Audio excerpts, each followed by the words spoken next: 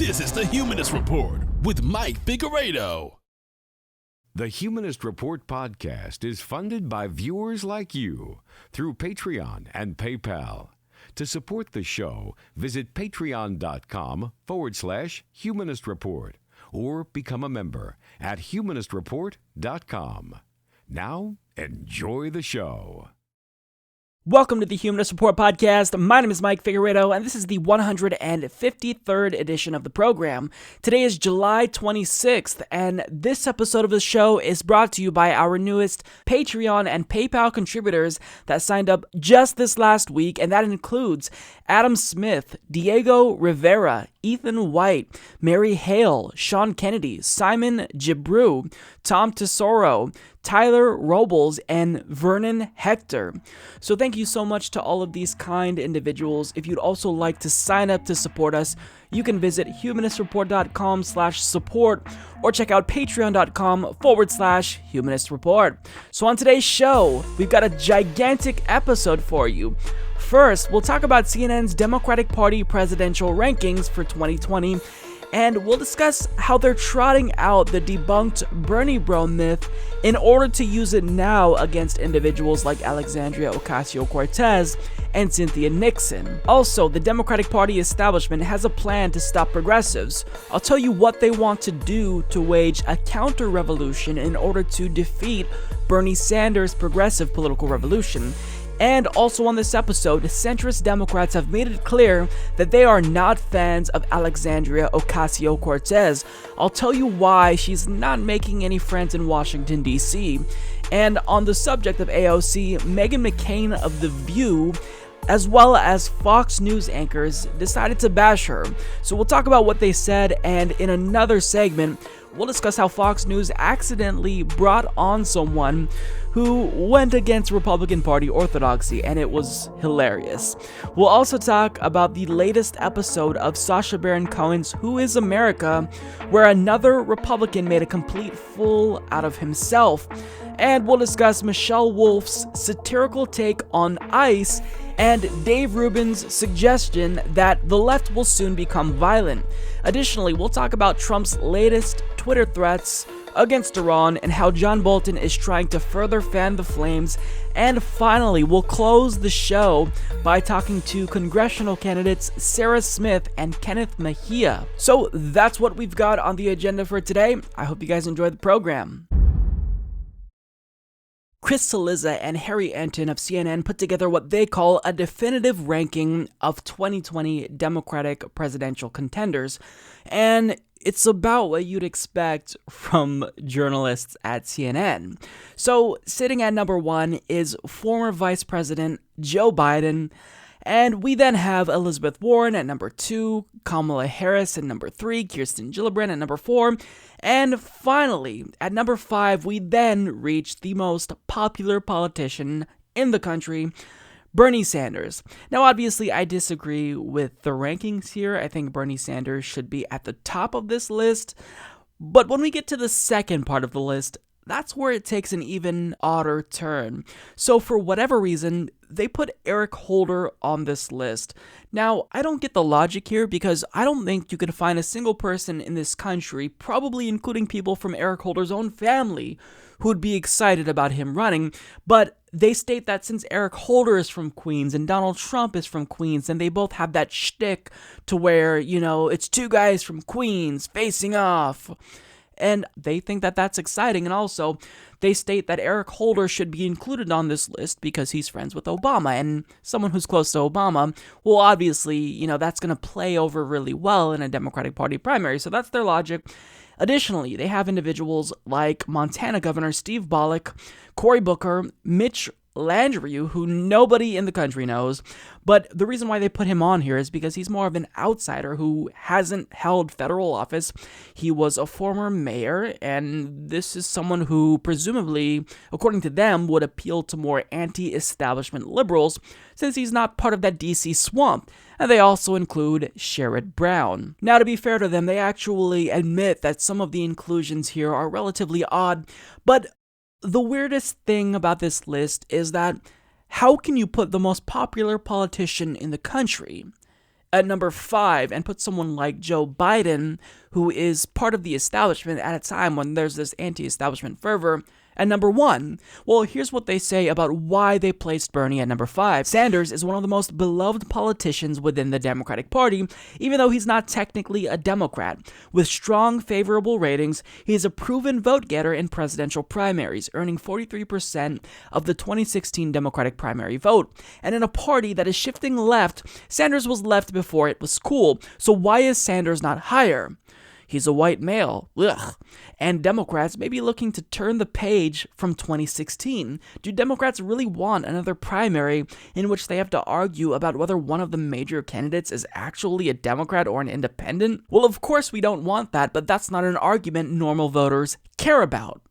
When you poll Democratic Party voters, they overwhelmingly approve of Bernie Sanders. So the only people trotting out this tired argument about he's not a Democrat are Democratic Party loyalists, neoliberal hacks, cable news pundits who think that's something that's going to resonate with ordinary Americans. But for the most part, Bernie Sanders isn't included here because he's a white male. That's disgusting. I mean, just the thought of a white male makes me want to vomit. So since Bernie Sanders is a white male and he's at number 5, why would they put a different white male at number 1? Well, here's what they have to say.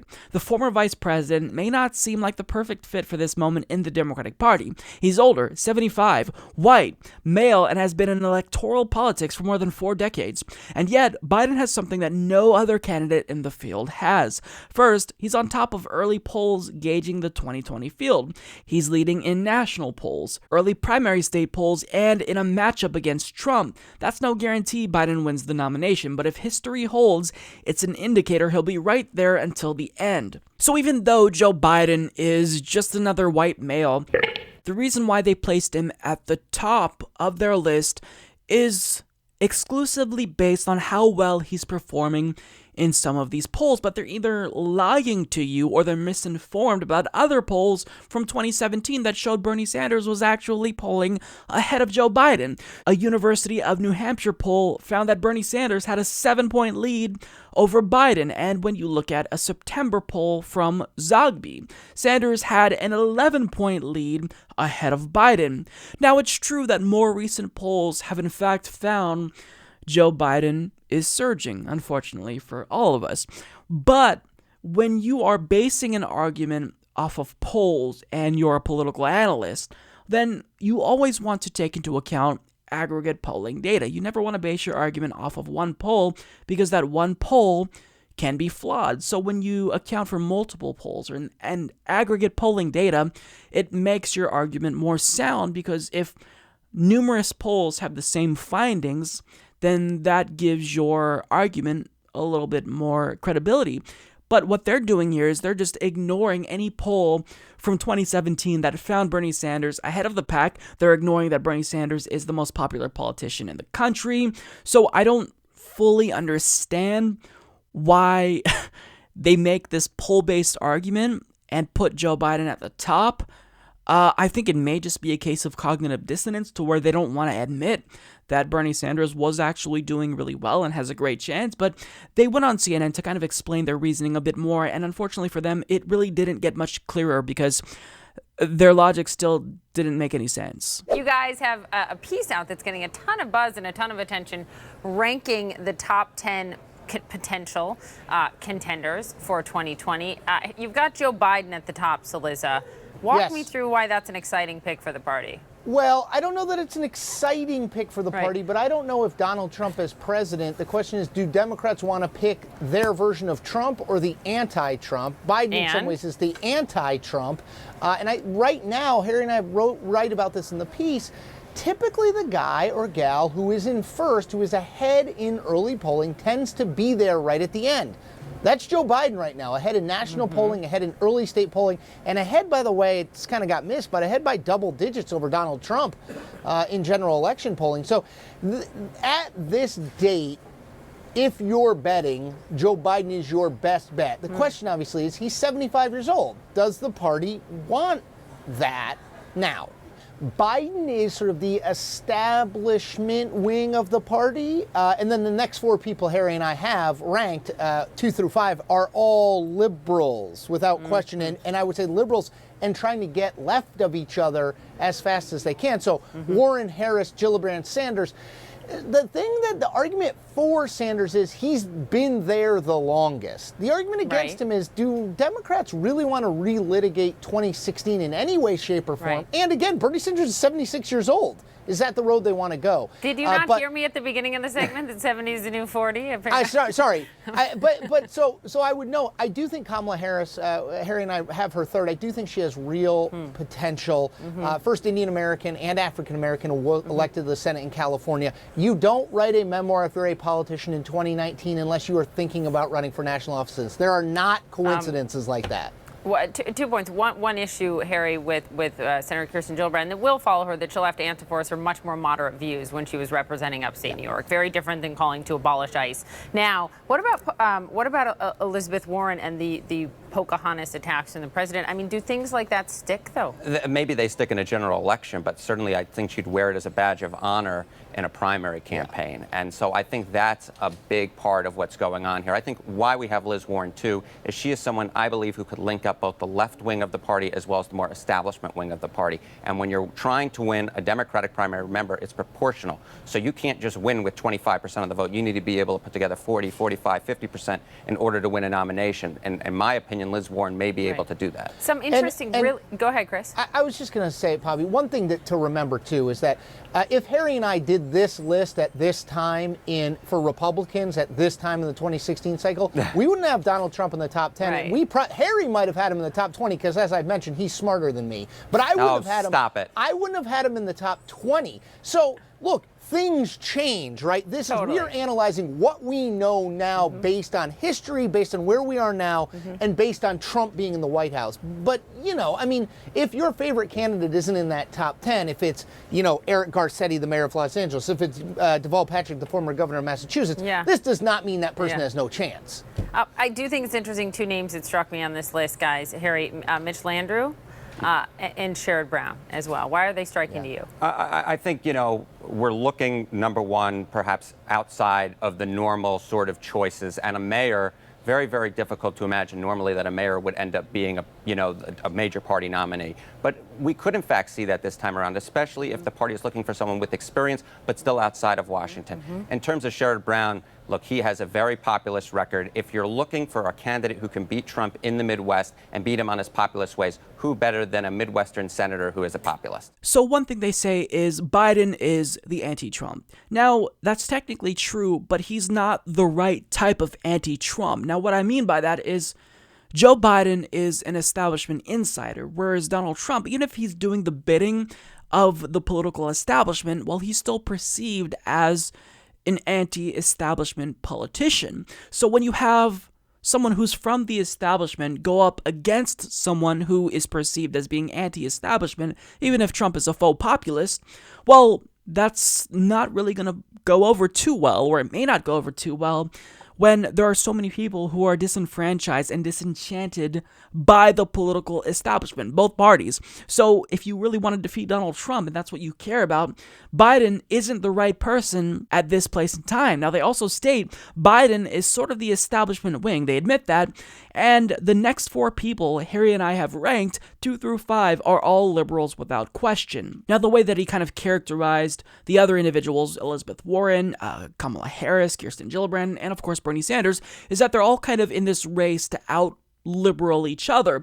But really, that's a mischaracterization, because what this is about is everyone trying to catch up with Bernie Sanders. You have people like Elizabeth Warren, Kamala Harris, Kirsten Gillibrand suddenly parroting the same policy ideas that Bernie Sanders was talking about, that people like Hillary Clinton said will never ever come to pass just a few years ago. And now all of a sudden, they're talking about things that Bernie Sanders is also talking about. So to say that they're trying to out-liberal each other, that's not necessarily true. It's them trying to catch up with Bernie Sanders. Now, the one area where Bernie Sanders actually falls behind Biden is on abolishing ICE. Kirsten Gillibrand has actually outflanked him from the left here. Now, look, I've made the case to Bernie Sanders that you've got to come out and say you support the abolition of ICE, because there's going to be someone in 2020 who's going to do what the base increasingly wants. Now, 43% of Democratic Party voters want to abolish ICE, and he hasn't gotten on board, so that's his own fault. But that's the one area, though, where you can make the case that Bernie Sanders is going to have to play catch-up and defend himself from the right of another Democrat.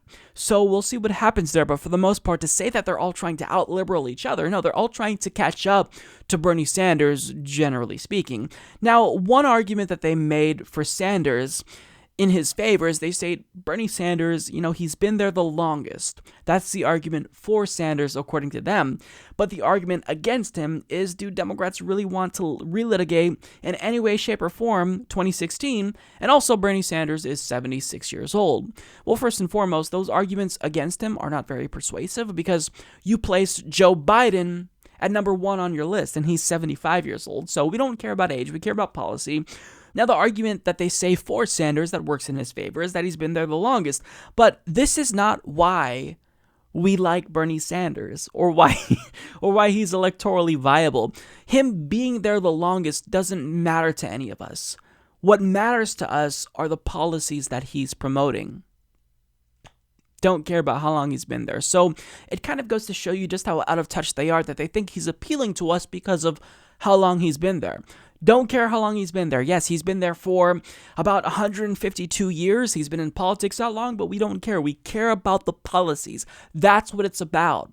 Now, one thing that they say is true, which I think does make Elizabeth Warren a threat, is that they state Elizabeth Warren can link up both the left wing of the party as well as the establishment wing of the party. So this is one thing I do worry about, because knowing that they need to appeal to progressives, and they need progressives like myself to win, more centrist-minded neoliberals might opt for someone like Elizabeth Warren, knowing that that's how they can win us over.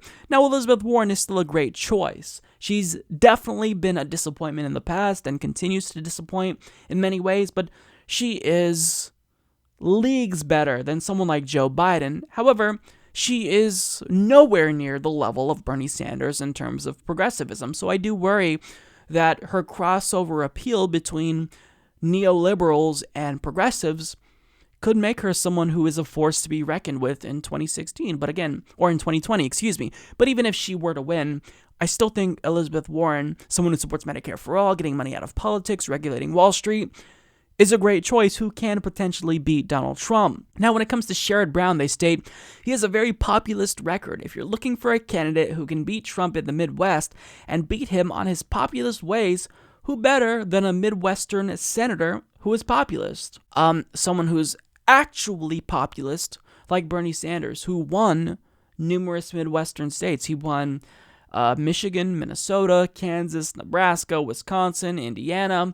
Sherrod Brown, I don't believe he even co-sponsors Bernie Sanders' Medicare for All bill. So if you're not on board with a policy that more than 60% of the country supports, and more than 70% of Democratic Party voters support, you're not a populist. You don't get to claim the mantle of populism if you're against a really popular common sense policy. So that's their ranking. I wanted to talk about it because it makes no sense to me. If I had to make a list, Bernie Sanders and Joe Biden and Elizabeth Warren would be near the top. I certainly wouldn't place Bernie Sanders at number 5. But look, to be fair to them, they state that this is really, it's early, right? Things can still change, and I do agree with that. We don't know what's going to happen. Hopefully, Bernie Sanders will win. We don't know, and we also have to anticipate shenanigans from the DNC. They rigged it in 2016, and if we're not fully expecting them to go above and beyond and do that again, I think we're being naive. So we don't know how this will play out, but certainly at this point, Bernie Sanders is going in with an advantage he didn't have before. He has the name recognition. He's the most popular politician in the country, and even if Joe Biden is surging in polls, well, when you account for aggregate polling data, they're probably 50-50 in terms of Bernie winning or leading and Joe Biden leading. So their logic makes no sense. I think the goal here was to place Joe Biden at the top in hopes that this would discourage progressives from being overly enthusiastic about someone like Bernie Sanders, because look, if they can kind of make it seem as though Joe Biden is inevitable in the same way they did to Hillary Clinton in 2020, then that would behoove them. And a lot of people probably didn't even bother voting for Bernie Sanders in 2016 because they thought, look, it's going to be Hillary. Hillary's going to win this. There's really no point in me voting. So if they can do that again and replicate that strategy, I think that it will be useful. Now, again, I'm speculating about their motives here. Maybe they just genuinely think that someone like Joe Biden has a better shot than Bernie Sanders, and they wouldn't be wrong, but placing Bernie Sanders at number 5 is illogical. It just is. So I don't really get their list, but again, this is CNN. It's about what I would expect from CNN journalists who are painfully out of touch. I think it's safe to say that progressives have officially gotten the ear of the American political establishment. Now, when I say the establishment, I mean the aggregate establishment, including the Democratic Party, elites in this country, the wealthy, as well as cable news show pundits. We've gotten their attention, and it's clear that they're terrified of us. Now, the reason why I say that is because we've gotten a couple of articles this week that show that they're trying to figure out a way to compete with the momentum progressives have. So, for example, the New York Times published an article about the progressive insurgency within the Democratic Party, and they talked about how progressive gubernatorial candidates like Ben Jealous and Abdul al-Sayed are representatives from that movement. And in this article, they also highlight all the different primary wins of progressive candidates that have been endorsed by at least one major progressive group, like the Justice Democrats or Our Revolution. And they also describe pressure the Democratic Party is facing as pressure from a new generation of confrontational progressives. And I think that's true. We are more confrontational because we've been screwed over for so long by the American political establishment. We're just done. We're done accepting our crumbs. We're done being in this abusive relationship with the Democratic Party, and we're over it. Now it's time for us to take control of the wheel because Democrats have been driving us off of a cliff. Now, what are Democrats doing? If they know about the rise of progressives, what are they doing? Because at this point, it's safe to say that the progressive bus is going to run over every single individual in Washington, D.C. that doesn't get on board. So what are they doing? Well, rather than trying to embrace us and embrace our ideas, well, their response to Bernie Sanders' political revolution is to wage a counter-revolution. So we have this headline from NBC News that I think aptly describes the situation. Sanders' wing of the party terrifies moderate Dems. Here's how they plan to stop it.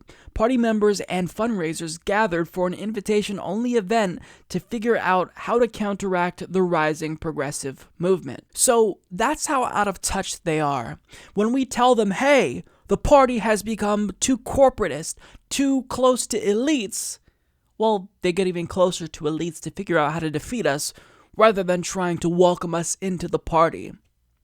Unreal. So Alex Seitzwald of NBC News explains, if Senator Bernie Sanders is leading a leftist political revolt, then a summit here of moderate Democrats might be the start of a counter-revolution. While the energy and momentum is with progressives these days, the victory of rising star Alexandria Ocasio-Cortez in New York, buzz about democratic socialism, and the spread of the Abolish ICE movement are a few recent examples, moderates are warning that ignoring them will lead the party to disaster in the midterm elections and the 2020 presidential contest. That anxiety has largely been kept to a whisper among the party's moderates and big donors, with some of the major fundraisers pressing operatives on what can be done to stop Sanders if he runs for the White House again. But the first ever Opportunity 2020 convention organized here last week by Third Way, a moderate Democratic think tank, gave middle-of-the-road party members a safe space to come together and voice their concerns. The fact that a billionaire real estate developer, Winston Fisher, co-hosted the event and addressed attendees twice, underscored that this group is not interested in the class warfare vilifying the millionaires and billionaires found in Sanders' stump speech. The invitation-only gathering brought together about 250 Democratic insiders from key swing states. Third Way unveiled the results of focus groups and polling that it says shows Americans are more receptive to an economic message built on opportunity rather than the left's message about inequality. Moderates said they feel they're being drowned out by louder voices on the left. So that's obviously ridiculous. Because we're demanding, finally, that our voices be heard, the only people who the party has listened to, they're now saying, well, our voices are being drowned out. I mean, they're never not going to play the victim, but I do want to get to more details. So the article actually included quotes from more conservative Democrats who think that a progressive policy agenda just won't be electorally viable, because if they choose to become unapologetically progressive, then they'll be alienating more centrist and Republican-minded voters they would otherwise win. Now, one of them also referred to the idea of a federal jobs guarantee as a rehash of the New Deal. Remember that time when progressives were so popular that they had to implement term limits because a progressive president kept winning again and again and again? Well, they don't like that. Now, what exactly is their plan? Because, the article talks about a counter-revolution. Well, as Common Dreams' Jake Johnson reports, as a counter to progressive ideas like a federal jobs guarantee, Medicare for all, and expanded Social Security benefits, NBC News reports that Third Way has put forth an apprenticeship program to train workers, a privatized employer-funded universal pension that would supplement Social Security, and an overhaul of unemployment insurance to include skills training. Now, I know what you're probably thinking when you hear that. Isn't this incrementalist approach something that's already been tried before? And the answer is yes, you are correct. We tried this. In fact, you don't have to go back very far to see how this strategy fell flat on its fucking face. You go back to 2016, Democrats ran a centrist, and when they clearly isolated the progressive wing of the party, what did they do? They opt for someone like Tim Kaine, who's to the right of Hillary Clinton, who we all thought was already too conservative, further isolating the party. And what was it that Chuck Schumer said? Well, for every progressive that we lose, we'll pick up a more suburban Republican voter. Turns out that didn't happen. You lost to a game show host, a clown. But they're saying here, look, we've got to try that same approach again, because this time it's going to work. I promise you, it's going to work this time, guys. Even though Democrats may have been wiped out at every single level of government in state legislatures across the country, they've lost the majority of governorships. Even though this strategy has led to the utter destruction of the Democratic Party, we've got to try it one more time. And what they're proposing is not even incrementalism. To call it incrementalism is a misnomer. It's a fraction of incrementalism. It's incrementalist incrementalism. That's how uninspiring their policies are. And what they don't understand is that with how much the working class is suffering currently, incrementalism of any kind isn't going to be feasible. We need drastic change in order to save the country, to save the working class. But they just don't fucking get it. And when they see progressives and this, enthusiasm from people like Alexandria Ocasio-Cortez, Bernie Sanders, James Thompson, well, they think we've got to wage our own counter-revolution with these more moderate ideas that will definitely win over Republicans. Look, here's the thing. You're not going to win over Republicans. You need to drop this idea. Republicans are going to vote Republican. The moderate Republicans you thought you'd win over in 2016 voted for Donald Trump. You're not going to win them over. You're just not. So at this point, to try the same thing over and over and over, it's just showing how strategically inept you are. The definition of insanity is trying the same thing over and over again and expecting different results. That's exactly what we're seeing play out here in real time. They think they can try out the same shitty strategy that led to them losing, and they think it's going to work this time. It's not going to work this time. And I do want to share something that Will Menaker of Chapo Trap House said, because he addresses this notion that, yes, the left and the center need to unite in order to effectively take on Republicans. But Will Menaker echoed something that I've been saying for a long time, but I think he said it more concisely and more direct in a way that they need to hear. So this is what he said. The line that they keep coming back to is look, the Republicans are the villain. Like, they're the bad guy. They're the clear and immediate threat. Like, why are you wasting your time, like, attacking us? Let's work together to defeat, like, the real threat, which is the right. And, like, I agree. They, like, the right wing Republicans in control of our government, that's the problem. They are the enemy. However, to the pragmatists out there and the people who don't like purity in politics, yes, let's come together, but get this through your fucking head. You must bend the knee to us, not the other way around. Right. You have been proven as failures, and your entire worldview has been discredited. You bend the knee to us, and then let's fucking work together to defeat these things, not with fucking means testing or market-based solutions, but with a powerful social democratic message like what just happened in the UK. That's what they need to get through their thick skulls. You're gonna bend the knee to us. Yes, we all need to unite. The Bernie and the Hillary wings have got to come together to take on Republicans, but you're gonna fall in line behind us. Get behind us. You already fucked up. You had your chance and you blew it. You lost to Donald Trump. You're done. Take a hike. It's our turn. If you're going to unite, if there's going to be any unity on the left, it's going to be behind progressives like Bernie Sanders, like Alexandria Ocasio-Cortez, because if you think you can continue to suppress progressives and win on incrementalism, then you're going to see again just how electorally viable that makes you.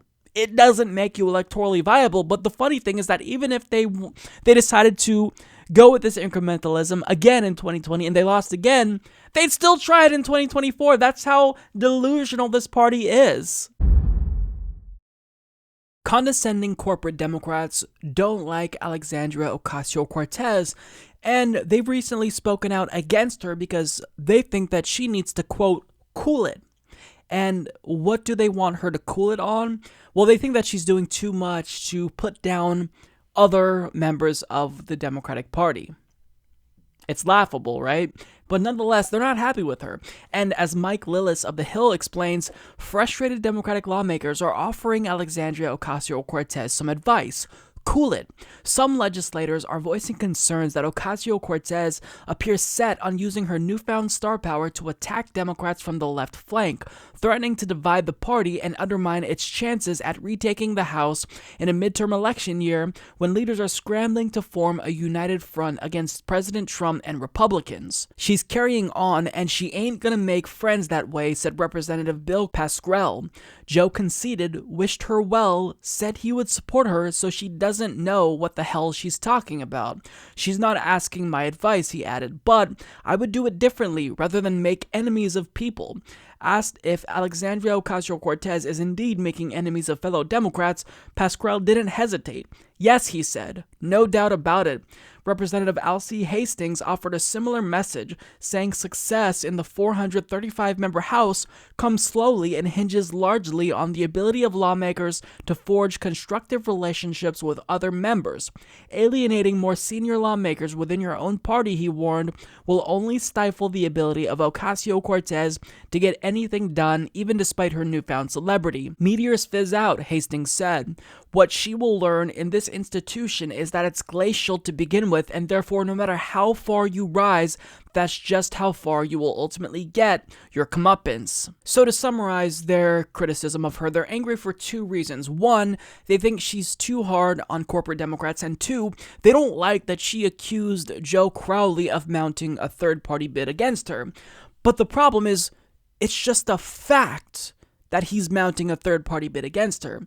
The Working Party's family endorsed him over her, which I don't know why they would call themselves the Working Families Party if they endorse someone who's in favor of elitist families, so I don't get why they do that, so that kind of shows you just how progressive this organization really is, but nonetheless, they endorsed him, and he's on the ballot under their banner, and he can take steps to get himself off of the ballot. He can register to vote in his home state of Virginia, but he hasn't done that. And in fact, Joe Lieberman has capitalized on this situation and actually endorsed Joe Crowley, saying individuals in New York 14 should vote for Crowley on the Working Families ticket over Alexandria Ocasio-Cortez. Now, because she had the audacity to point that out, well, they're attacking her for it, and they're saying, cool it. And Bill Pascrell said she doesn't know what the hell she's talking about if she's saying he's trying to mount a third-party bid against her. He's on the fucking ballot, Bill. He's not doing anything to take his name off of said ballot. Therefore, he's being a sore loser and he's mounting a third-party bid against her. See, they're allowed to do whatever they want to progressives, treat us as poorly as they want to, but the minute we speak out, all of a sudden, they claim to be the victims. Oh, you called out me doing something dirty?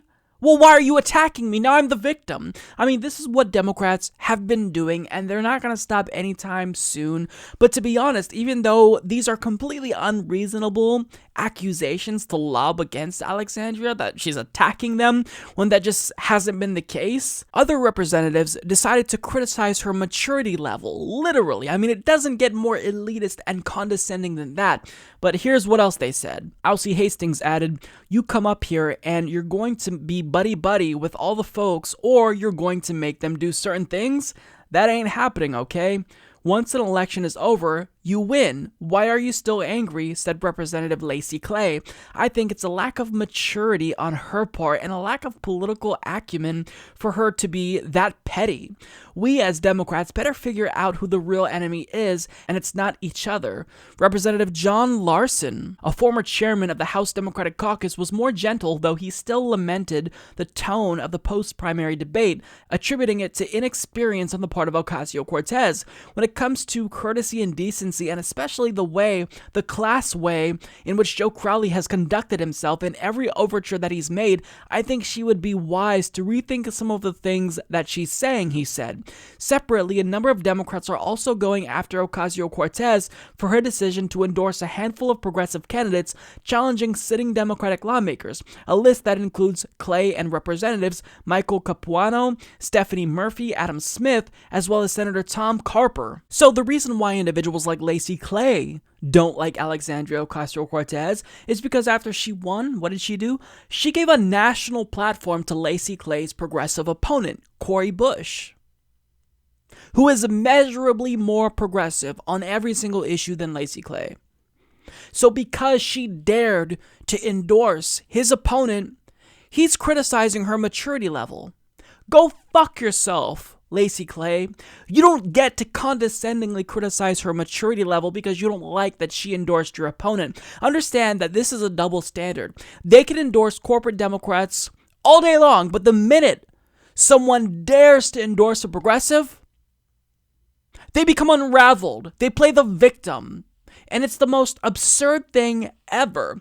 Corporate Democrats, they're held to one standard, and progressives are held to a completely higher standard. They're allowed to endorse their own corporate colleagues, but we're not allowed to endorse our own progressive colleagues. Go fuck yourself.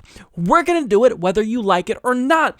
And really, there should be more endorsements. Ro Khanna, Pramila Jayapal, Raul Grijalva, they should all be coming out in droves to endorse progressive Democrats, Justice Democrats, members running in brand new Congress, but they're not. They're being silent. And that's something that progressives tolerate, when really we should expect better from our elected progressive leaders. But the fact that they have the nerve to criticize someone like Alexandria Ocasio-Cortez for endorsing other progressives is absolutely nauseating to me. And another point that they make is that, look, we're not the real enemy, Alexandria. The real enemy, it's the Republicans. Actually, yes, that's true. They're the Republicans. The Republicans are the enemy. But you see, you enable Republicans. You make Republican electoral victories possible. We have this rogue party who isn't championing any idea that's popular at all. In fact, what they're doing is overwhelmingly unpopular. The tax bill that they just passed, it has an approval rating of 36%? And that's up from last year. So how can you not defeat this almost parody of itself version of the Republican Party that's as rogue and tyrannical as it's ever been? Furthermore, the destruction caused by Republicans, well, you're complicit in that, because what do you corporate Democrats do? You abandoned your base. So you're absolutely complicit in the destruction caused by the Republican Party. So they have the nerve, really, to criticize Alexandria Ocasio-Cortez. Every single one of them should lose their jobs. It's because of them that Donald Trump is president. It's because of them that the party lost 1,000 seats in state legislatures across the country. You've ruined this country with your complicity of allowing Republicans to win. And now you have the nerve to speak out against someone like Alexandria Ocasio-Cortez. This party is a joke. To nobody's surprise, the Bernie bro myth has returned. And since it's no longer applicable to Bernie Sanders himself, since statistically it's not applicable, since Bernie Sanders is not just popular among straight white males, he's popular among women, among people of color. Well, now this same tired Bernie bro myth argument is being applied to individuals like Cynthia Nixon. So this is what CNN's Harry Anten argues when talking about polling results between Andrew Cuomo and Cynthia Nixon. Cuomo is leading across pretty much all demographic groups, but he's particularly strong among African Americans. Although no crosstab of black voters was available in the Quinnipiac poll, an earlier Siena College poll put Cuomo's margin over Nixon among black voters at 74 to 17%. His advantage among black voters is no fluke. When Ocasio-Cortez was cruising district-wide, she was weak in black neighborhoods. She was able to win in large part because of her strength in areas with larger white populations. Progressive Daniel Biss lost the Illinois gubernatorial primary earlier this year, at least partially because he ran weak in the black neighborhoods of Chicago. In 2016, Senator Bernie Sanders, a Vermont independent who caucuses with Democrats, could never quite overcome Hillary Clinton's connection with black voters. She won them in New York by 50 points, for example.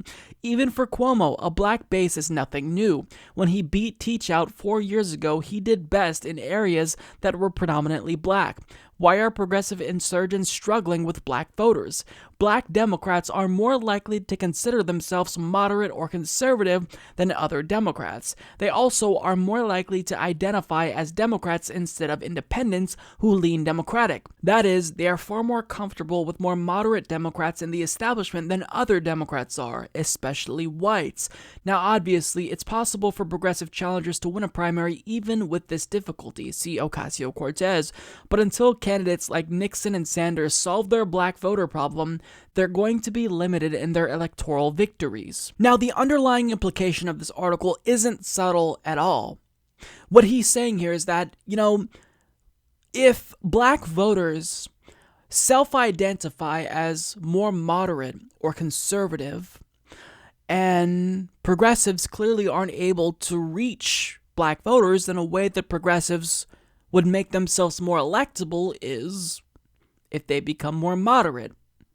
So if they stop being progressive, that'll make progressivism in general more marketable to black voters. But if you take progressivism away from the progressive candidates, then you have nothing left. But this assumption here, it's incredibly misleading for a number of reasons. Now, I will say that he is correct in that progressives statistically do have a more difficult time reaching black voters, but he's overstating the finding of this specific survey that he cites here because, for starters, the sample size of this survey is relatively small. So with a sample size of 745 respondents, black voters only account for 9% of this study, meaning he's basing the entire premise of this argument off of 67 black voters, which just isn't a large enough sample to draw such a big conclusion from. Now, additionally, there are other issues that I have with the methodology of this particular survey that he cites. Wealthier people with an income of $100,000 or more per year are overrepresented in this sample. So they account for 39% or about 290 people. Now, why is that a problem? Well, the goal for these polls is to reproduce a sample that largely mirrors the voting population who they're trying to poll. Generally speaking, most American households can't afford a $500 emergency expense. And even though the median income in New York is higher than the national average, it's no surprise that mostly wealthy people would opt for the more moderate candidate. I mean, if you stack this survey with a bunch of wealthy people, 39% wealthy people, then obviously, if you give them the choice between a progressive and a moderate candidate, they're going to opt for the moderate. So the results are skewed in favor of the moderate to begin with because of how many wealthy people you have in this particular survey. So that's another issue that I had with the methodology of this survey and in general with the argument itself. Now, I don't know the breakdown of wealthy black voters, but it's problematic. The methodology is questionable, to say the least. Now, the second problem that I have with Harry's argument is that he is implying that the only way to appeal to black voters who self-identify as moderate is to become more moderate. However, what he's not telling you is that most voters identify as conservative or moderate. In 2016, Gallup found that only 25% of the country self-identifies as liberal, whereas 36% identify as conservative. Now, that would be a compelling argument if you just stop there and you take voters at their word that if they say they're conservative or moderate, that they really are conservative or moderate. The problem is that when you disaggregate the policies from political identities, you'll see that how somebody self-identifies isn't the best gauge of how liberal, conservative, or moderate they really are. Because when you go issue by issue, most Americans are overwhelmingly progressive. When you look at Medicare for all, free college, a jobs guarantee, marijuana legalization, abortion, marriage equality, voters all support these issues overwhelmingly in spite of the fact that most people identify as either conservative or moderate. So to simply say, well, these black voters, they say they're more moderate or conservative, so you need to be more politically moderate or conservative, well, that's misleading because that might not mean that they'd support traditionally conservative or moderate policies because, like all voters, they might just think that they're moderate, but if you ask them how they feel about progressive policy issues, they might surprise you and they might actually support it. In fact, I'd argue that they're more likely to support those issues given the fact that these issues are overwhelmingly popular. Now, finally, the last problem that I had with this article is that even if Bernie Sanders did struggle to reach black voters in 2016, which he did, Harry is making this argument while simultaneously disregarding a Harvard-Harris survey from 2017, which actually found that Bernie Sanders' approval rating was the highest among black voters at 73%. That's a 21-point difference compared to whites. Now, in January of 2018, a Quinnipiac poll found that the difference between white and black voters when it came to Bernie's favorability was even higher. In this poll, 70% of black voters had a favorable view of Bernie Sanders, which is 27 points higher than it is among whites. Now, why is that the case? Well, all that we can do is speculate, but it seems as though even if Bernie Sanders could have improved his outreach to black voters, well, part of the problem was that maybe they just didn't know who he was. Back in 2016, he didn't have the name recognition that Hillary Clinton had. So of course that's going to give him a disadvantage, but now that everyone knows who he is, and he's the most popular politician in the country, he has the highest approval rating among black voters. So if you're basing this argument on polling, why would CNN use this one poll with a questionable methodology and use that to extrapolate and extend this now debunked Bernie bro myth to progressive women like Cynthia Nixon and Alexandria Ocasio-Cortez? Well, to me, I think it's because this is a strategy for them. Back in 2016, then Labor Secretary and now DNC Chairman Tom Perez told Hillary Clinton's team that a way to counter the inconvenient fact that Bernie Sanders was just more popular among millennials was to turn him off to minorities by painting him as the candidate that only appeals to whites, to white millennials specifically. And even though progressive policies resonate with all demographics, this Bernie bro myth was an effective way to smear Bernie Sanders, and it's still being used because it is, in fact, an effective strategy that turns people off to progressives. But look, maybe it's the case that this journalist wasn't applying this Bernie bro myth to Cynthia Nixon specifically to smear her, even if this is a tactic used by the Democratic Party establishment and was a strategy cooked up by Tom Perez in order to smear progressives. Maybe it's the case that he just unwittingly did the establishment's bidding by using a tactic that they use to smear progressives. All I can do really is speculate about his motives, but it is a bit curious that in an article that talks about aggregate polling between Andrew Cuomo and Cynthia Nixon, the title of this article centers around one poll that shows Cynthia Nixon performing poorly among black Democrats. It's a bit curious. So, if I had to speculate against his motives here, it seems as though he's trying to smear her, and he's not being an honest actor here. But look, we all know that the Bernie bro myth is something that really resonates with more centrist, neoliberal-minded Democratic Party voters. So it's why they continue to use it, even if now, when you look at polling data, those guys don't have a leg to stand on. They don't have an argument anymore. Now, generally speaking, yes, it's still the case that progressive up-and-comers like Alexandria Ocasio-Cortez and Cynthia Nixon are struggling among blacks based on what limited polls we've seen and exit polls from the race on June 26th in New York 14. But if Bernie was struggling to reach black voters because of his lack of name recognition, maybe it's the case that Alexandria and Cynthia are also struggling because of their lack of name recognition. Even if she is an actress, that doesn't necessarily mean that voters will know her political leanings. They might not necessarily know that she's progressive, because when I first heard of Cynthia Nixon, I didn't know if she was just another elitist Hollywood actress who was getting into politics for self-serving reasons. But now we all know that she's the real deal. So maybe it's the case that they had the same assumption that I had about Cynthia Nixon. The problem is that you can't just generalize and say that progressive policies only apply to white males, because that's just not true. We know with the popularity of Bernie Sanders that these policies are extremely popular among people of color. So to continue to parrot this false narrative from the establishment, it's really harmful. It's propaganda.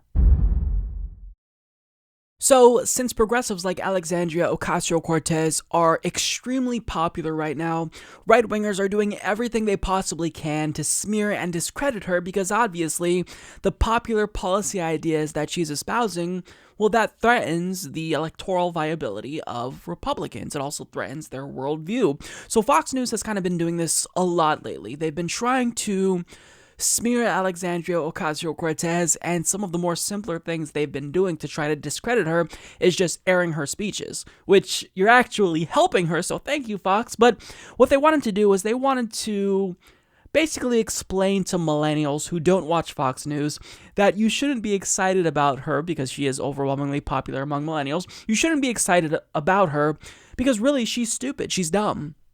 That's basically their argument. Now, in order to make their argument more credible, they brought on another millennial in order to bash Alexandria Ocasio-Cortez, and that's really what Fox has been doing for a while now. If you want someone to condemn Black Lives Matter, who better than someone who's black? If you want to know why you should be against gay rights, who better to explain away LGBT equality than someone from the gay community? So they tried to replicate that same strategy here and brought on a millennial to smear another millennial. Now I'm going to show you a series of clips, and you're probably going to get the same sense that I did while watching, that there wasn't really an underlying thesis or hypothesis that they wanted to put forward about Alexandria. They just showed various clips and shit on her in every conceivable way they possibly could. So in this first clip, this is Tommy Lahren general take on Alexandria Ocasio-Cortez. Socialist millennial Alexandria Ocasio-Cortez hitting the campaign trail with Bernie Sanders this week after shocking the political establishment and taking out Pelosi's protege. But is she all sizzle and no steak? Here's what she said when questioned on Israeli-Palestinian relations. You used the term the occupation of Palestine. What did you mean by that? I think what I meant is like the settlements that are increasing in some of these areas and places where Palestinians are experiencing difficulty in access to their housing and homes. Do you think you can expand on that? Yeah, I mean, I think I'd also just, I am not the expert on geopolitics on this issue. That's for sure. Joining me now, Fox News contributor Tommy Lahren. Now, Tommy, you and I have been in situations where I'm sure we don't really know exactly what we're talking about, but we're able to fudge it and we can wing it and at least pretend to kind of have a semblance of knowledge about the subject. You never throw your hands up and you say, I'm not an expert. She's also running for office, so that makes it a little bit more disturbing. But Jesse, I gotta tell you, I used to love it when Hillary Clinton would come on TV because I thought that it would make it so much easier for us in November and in 2020, but I'm over Hillary. This is my new girl. I love to see her on TV. I think it's hilarious. I do too. I think I'm going to donate to her campaign because I want her to go as far as possible in the Democratic Party. Maybe she could run on Biden's ticket. Maybe it could be Biden-Cortez. I like the sound of that. I like the sound of it too, but and she's also a democratic socialist, and she's going to be campaigning with Bernie Sanders. The young people are supposed to love socialism, but also young people love reality TV. So Jesse, I have an idea. Why don't we take Bernie Sanders and Alexandria Ocasio-Cortez, why don't we drop them into the socialist nation of their choice and see how long they last? I love that idea. So the explicit assumption here is that because she admitted that she's not an expert on Israel-Palestine, well, she must be dumb. And she's dumb specifically because, as he puts it, she didn't fudge it. Because what did Jesse Waters say? You and I have been in situations, Tommy, where I'm sure we don't really know exactly what we're talking about, but we're able to fudge it and we can wing it and pretend to kind of have a semblance of knowledge about the subject. You never throw your hands up and say you're not an expert. Except that's exactly what you do if you don't know about a particular subject. There's so many topics with regard to policy and international affairs and Middle East and North African geopolitics that it's impossible for any one person to know everything about every single issue ever. But here we had this Freudian slip from Jesse Waters here where he admits, look, I'm a bullshitter. We can wing it and at least pretend to kind of have a semblance of knowledge about the subject. If I don't know something, I'm going to keep talking and I'm going to pretend as if I know something. And you're never going to see me admitting that we've reached the limits of my knowledge. I'm knowledgeable about everything, or at least I'm going to pretend like I know everything. And because Alexandria Ocasio-Cortez had the nerve to admit that she's not an expert on this particular policy, well, she must be dumb. She must be stupid because she's not willing to bullshit people like me. Well, how does that help you? Because you're admitting that you're a bullshitter and she's admitting that she's more honest. That's inherently more appealing. I'll take someone who is more honest and who's willing to admit that they don't know about a particular issue than someone who's just going to bullshit me. Because odds are, 9 times out of 10, you're going to know if someone is pissing on your leg and trying to tell you it's raining. You're going to know that they're full of shit. And unfortunately for individuals like Jesse Waters and Tomi Lahren, they're full of shit, I think, most of the time. Now, I want to talk about the most ridiculous part of this entire exchange here, where Tomi Lahren actually compares Alexandria Ocasio-Cortez to Hillary Clinton. She states here, Jesse, I gotta tell you, I used to love it when Hillary Clinton would come on TV because I thought it would make it so much easier for us in November and in 2020, but I'm over Hillary. This is my new girl. I love to see her on TV. I think it's hilarious. Now, what Tomi Lahren is speaking to is the fact that Hillary Clinton would start at a certain popularity level, and since nobody liked her, the more she would speak, the more her popularity level would drop.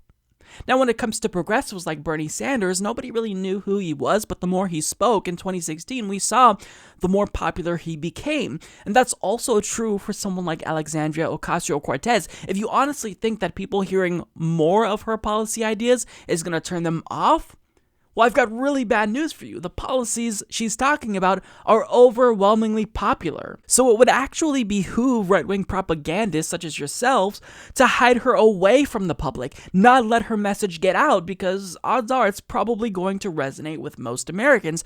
But instead, they're making our jobs easy by elevating her progressive policy issues to a national platform. And this is what Sean Hannity did the day after she was elected. He tried to fearmonger about her and show us how scary her policy ideas were, but instead he ended up advertising her policy ideas for all of us. And Waters kind of echoed that sentiment that, yeah, she's great for Republicans because she's going to make our jobs easier. He said, I think I'm going to donate to her campaign because I want her to go as far as possible in the Democratic Party.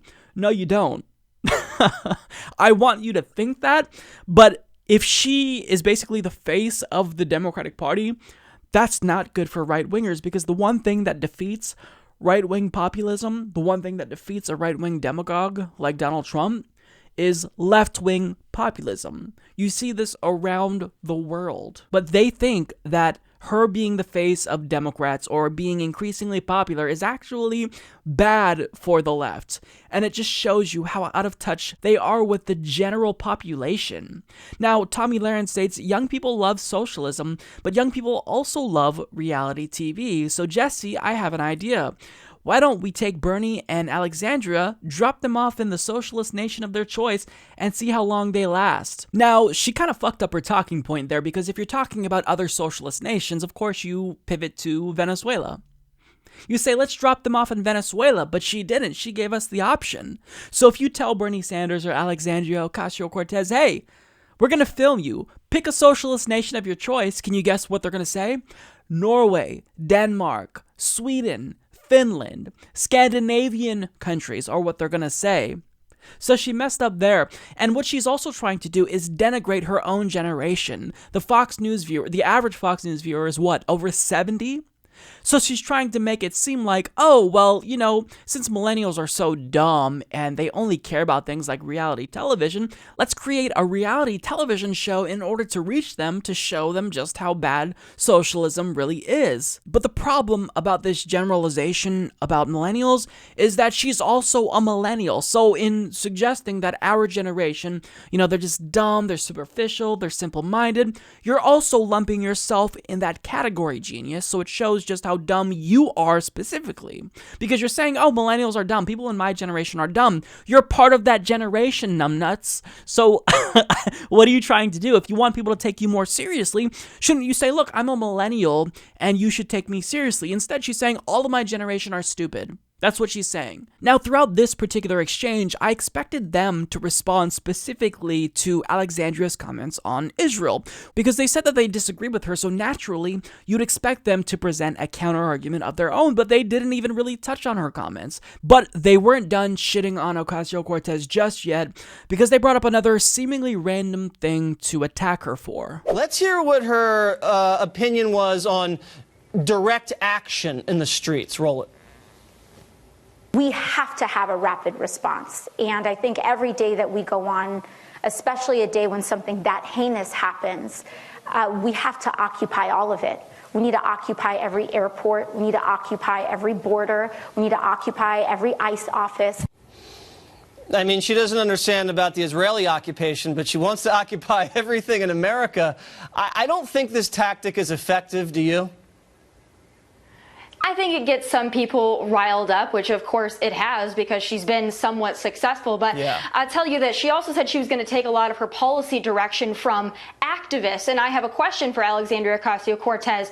Which activists? Is it going to be the activists that riot, loot, and burn their local businesses? Or is it the activists that march around in the streets with reproductive organs on their head? I mean, which activists is Alexandria Ocasio-Cortez going to be taking direction from her policy? Because as we know, she really doesn't have a lot of policy experience. This isn't her strong suit, so I'm wondering where she's going to get it from. Yeah, I don't think she knows. Maybe she can get it at Bernie's house. So the first thing I've got to touch on is when Tomi Lahren states she doesn't really have a lot of policy experience. This isn't her strong suit.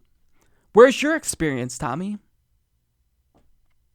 Bloviating about conservatism and using right-wing talking points that are tired and debunked doesn't make you an expert either. So why are you more qualified to speak on policy than Alexandria Ocasio-Cortez? Because Fox News hired you because you worked for Glenn Beck, that somehow gives you more authority to speak on these issues? Of course it doesn't.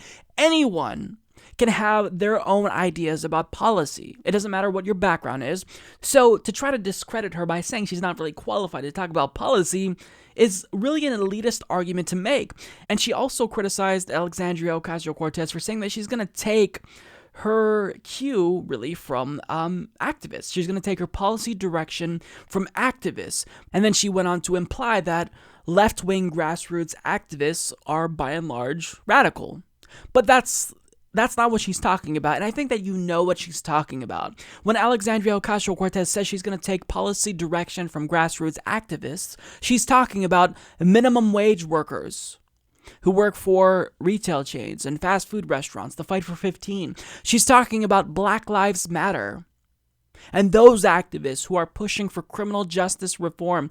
She's talking about the teachers who were striking in states like West Virginia for better wages. That's what she's talking about. And really, if you want to talk about radicalism, we should be talking about radicalism on the right, because it's your side who's marching with tiki torches last year saying Jews will not replace us. It's your side who ran over grassroots activists with the car. So if you really want to play this game where you talk about which side is more radical, which side is more violent, you're going to lose that game. But we finally reached the end of this segment where they decided to shit on her for one last thing.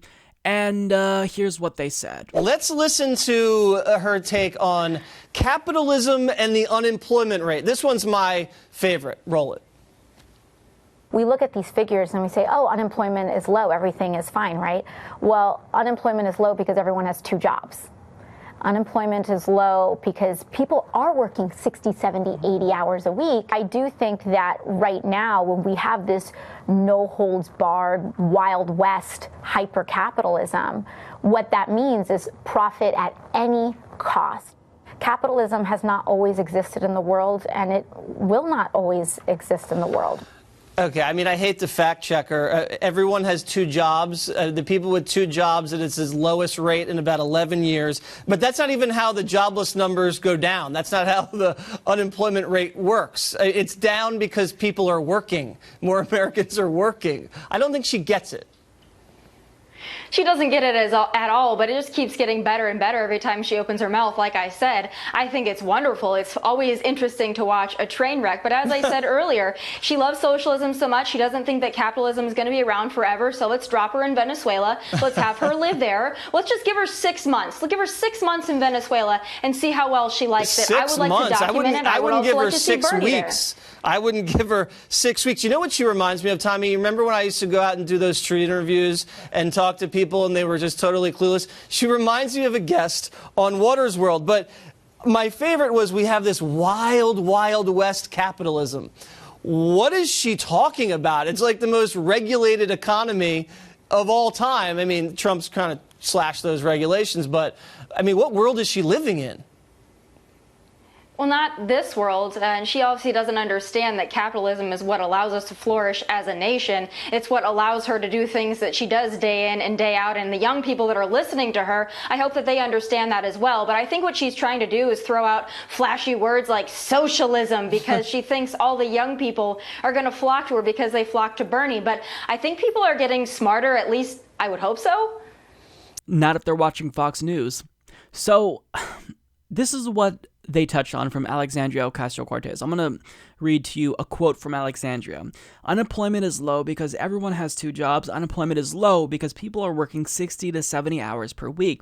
Now, I'll admit here, I don't think she explained that very well, but judging by what she said in the past about this particular issue, it seems as if the point she was trying to convey is that unemployment isn't really a good way to gauge how well the working class is doing. Because even if unemployment is low, well, more people are working for lower wage companies, lower wage jobs. More low wage jobs are available. So people are having to work 2, 3 jobs in some instances just to make ends meet. So just because unemployment is low, that doesn't automatically mean that people from the working class aren't struggling, because they still are. But of course, we can't expect 2 millionaires who are out of touch in that DC bubble to grasp that fact, because they're in their own elitist bubble and they don't know what ordinary working class people deal with. However, since she didn't word her answer in that way,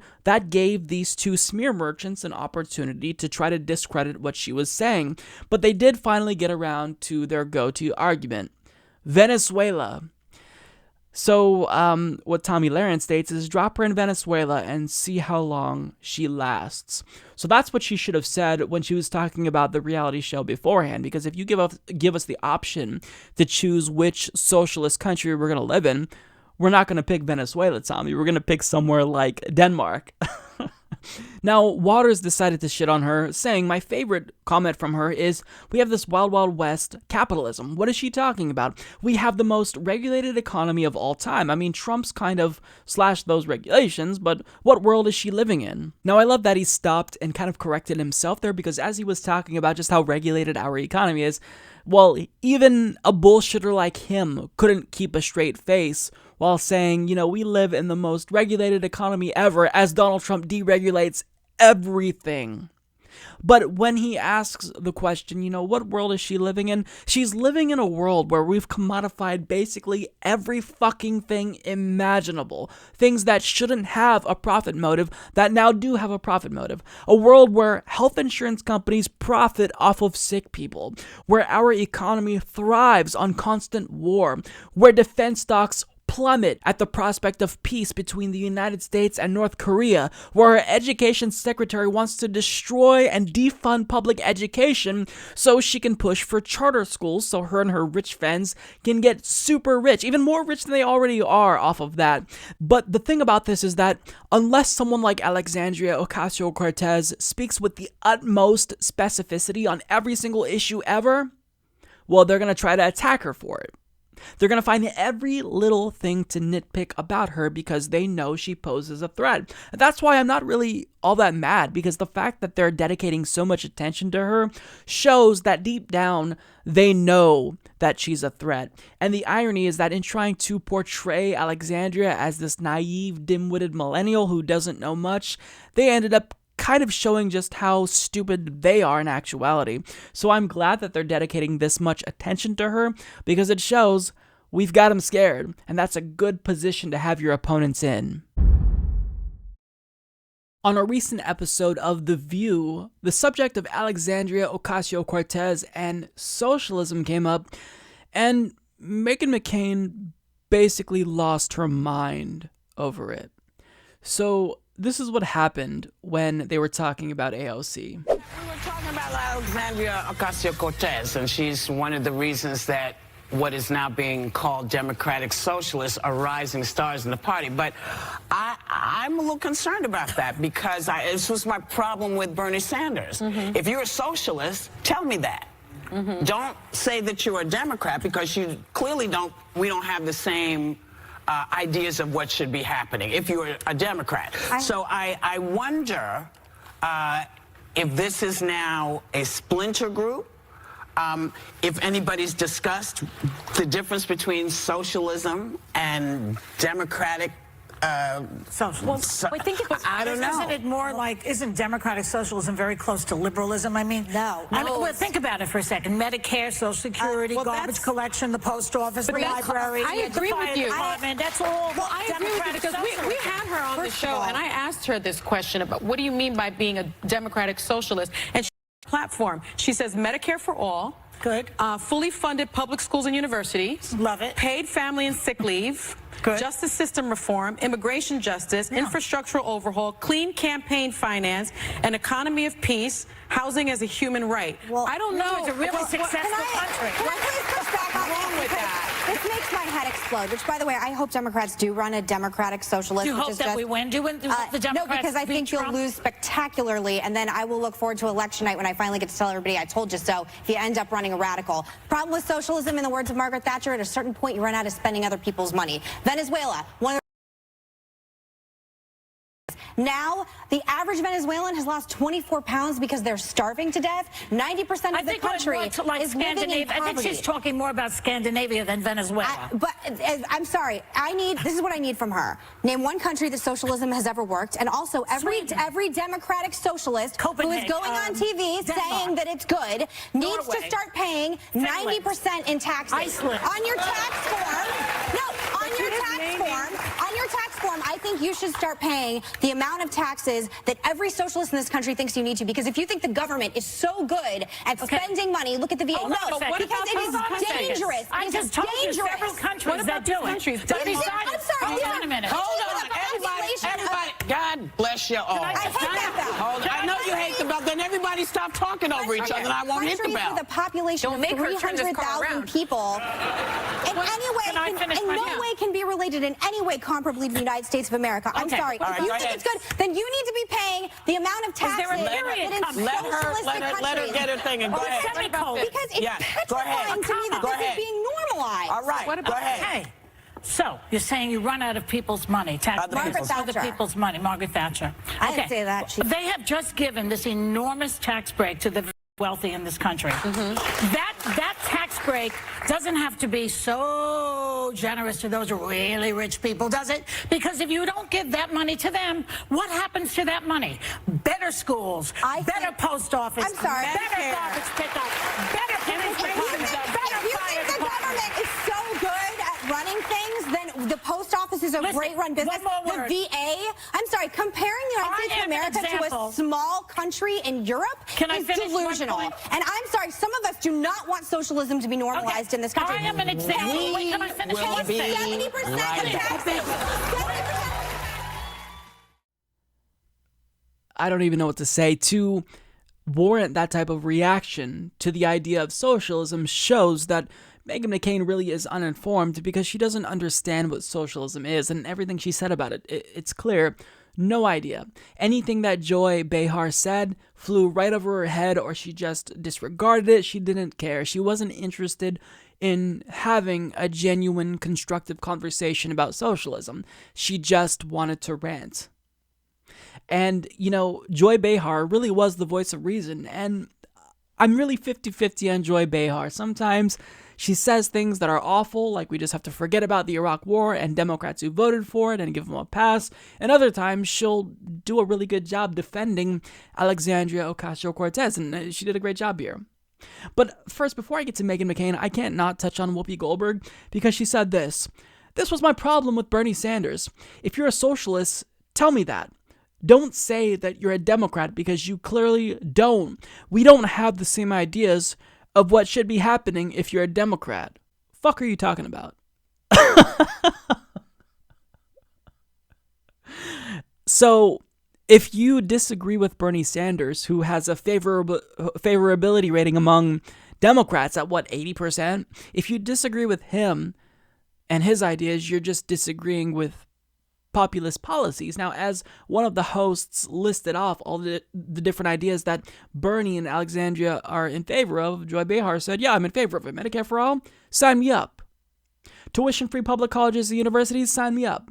So if you're not in favor of that, Whoopi, then I don't know what to tell you. You're just not progressive or liberal. You're a conservative or a moderate at a minimum. So I honestly don't get the point that she was trying to make there. I don't think she was super articulate, but at the same time, even if I had to fill in the blanks and try to see what point she was trying to make, it still makes no fucking sense. So Whoopi, get it together, because she's been such a disappointment lately. Now, Meghan states, on the subject of socialism, this makes my head explode, which, by the way, I hope Democrats do run a democratic socialist, because I think they'll lose spectacularly. Then, we'll look forward to election night when I finally get to tell everyone I told you so. Now, we've also heard this from Fox News. Oh, I hope that, Democrats make Alexandria Ocasio-Cortez the poster child of the party, because then they're going to lose. Well, be careful what you wish for, Republicans, because if she were the face of the party, Republicans wouldn't stand a chance. Why? Because when you look at her policy platform, you'll see that all the ideas she's espousing and vocally championing are overwhelmingly popular. Medicare for all, more than 60% favorability. Tuition-free public colleges and universities, I think it's 59%? I mean, these are things that are popular. So to say that you want her to be the face of the Democratic Party shows that you don't really know what's in the best interest of right-wingers. Now, she also brought up Venezuela. Surprise, surprise. But Joy Behar actually chimed in and said she's talking more about Scandinavia. And Meghan McCain said, this is what I need from Alexandria Ocasio-Cortez. Name one country where socialism has ever worked. And Joy Behar named 4. She said Sweden, Norway, Denmark, Iceland. And she didn't respond to it. She just continued to tune her out and rant.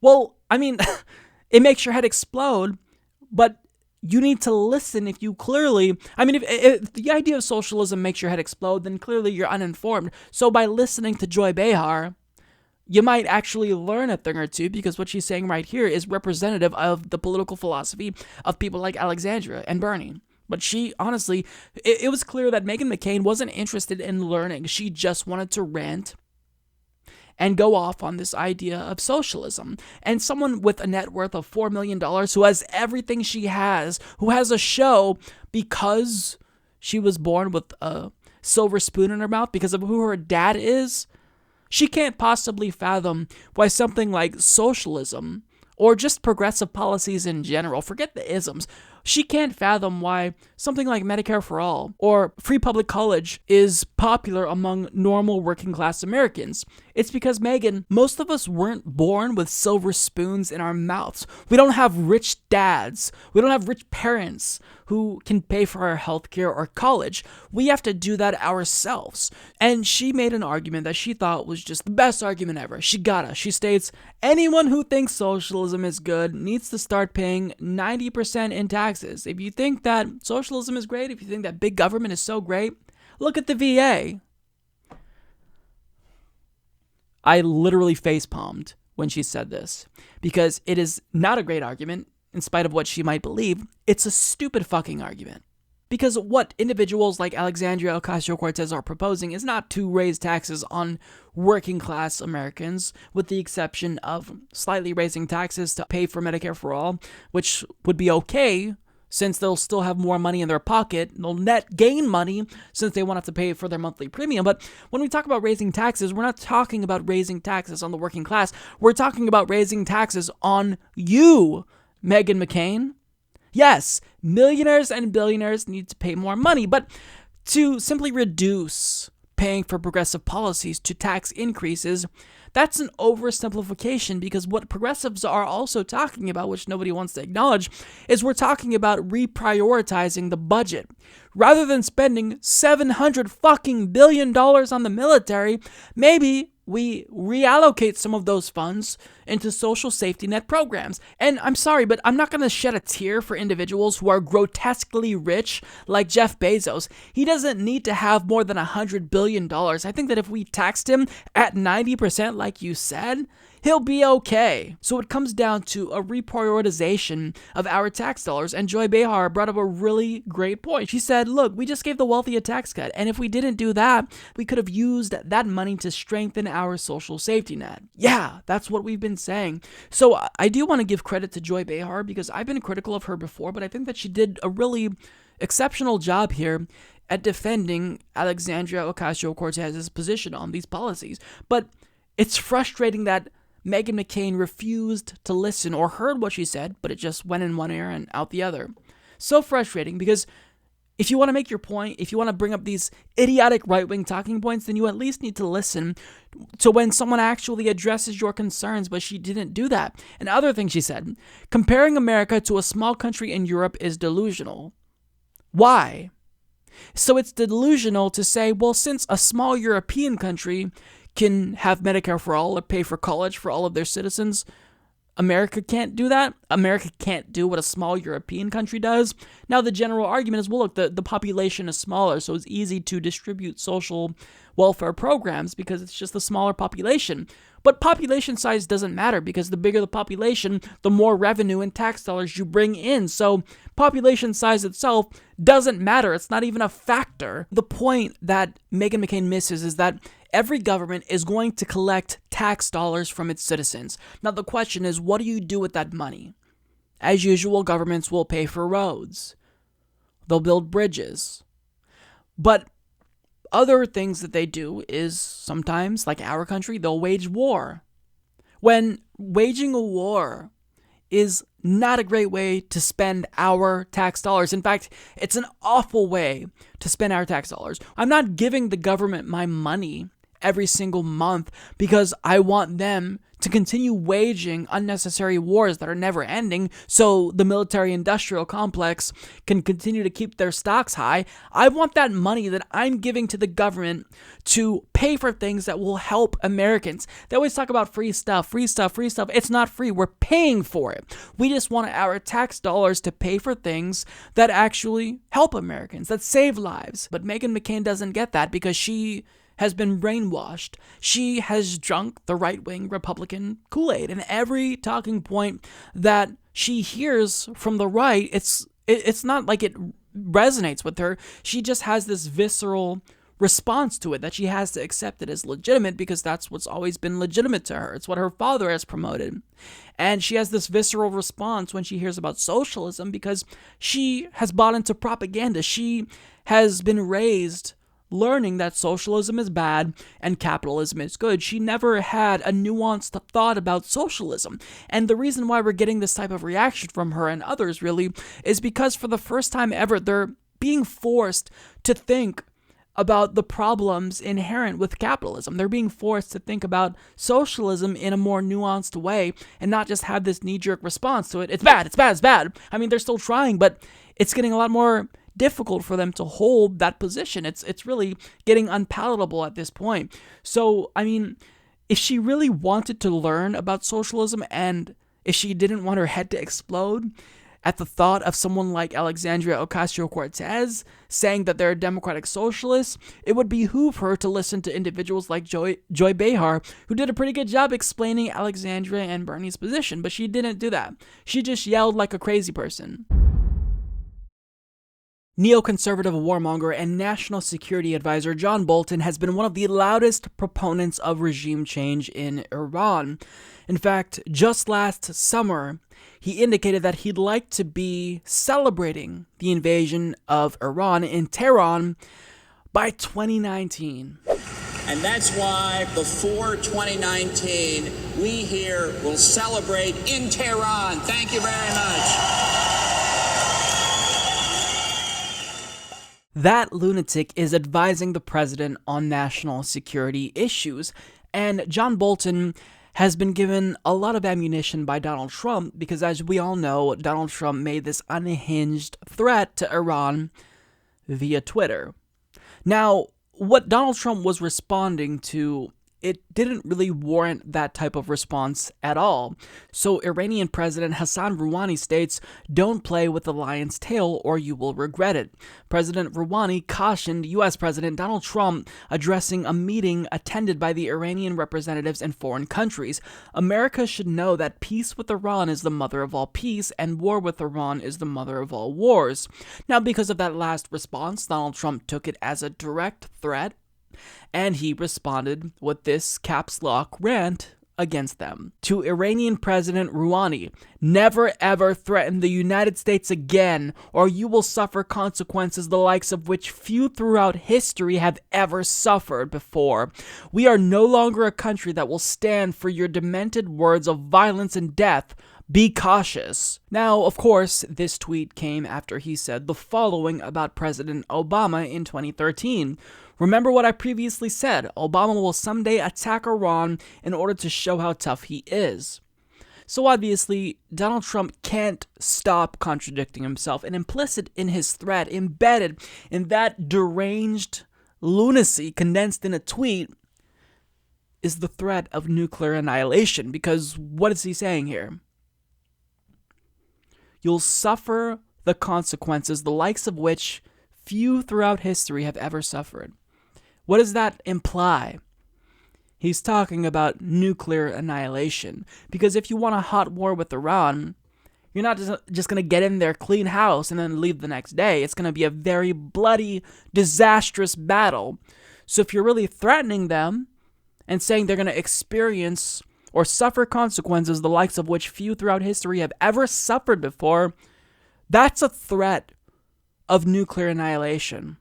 And when he goes on these deranged rants like this, you know that individuals like Mike Pompeo and John Bolton are probably coming in their pants with excitement after seeing that, they're one step closer to getting him to want to go to war with Iran. Now, Iranian Foreign Minister Mohammad Javad Zarif responded, I probably butchered that, but he responded on Twitter, of course, because that's how you conduct diplomacy nowadays, is via Twitter. But he states, "Color us unimpressed. The world heard even harsher bluster a few months ago, and Iranians have heard them, albeit more civilized ones, for 40 years. We've been around for millennia and seen fall of empires, including our own, which lasted more than the life of some countries. Be cautious." So take it as you will, that's an escalation. It's a slight escalation, but it's an escalation nonetheless, when right now we need to diffuse the situation. So John Bolton, did he kind of step in and try to defuse the situation? Of course he didn't.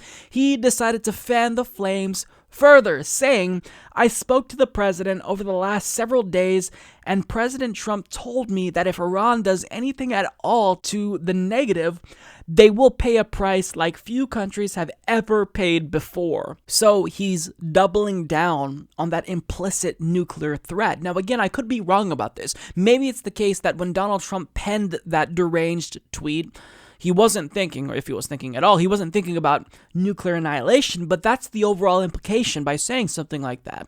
And John Bolton doubled down on that. So really, for someone like John Bolton, who's a neocon, who loves to jerk off to the idea of death and destruction and mass devastation, everything is really starting to fall into place for him.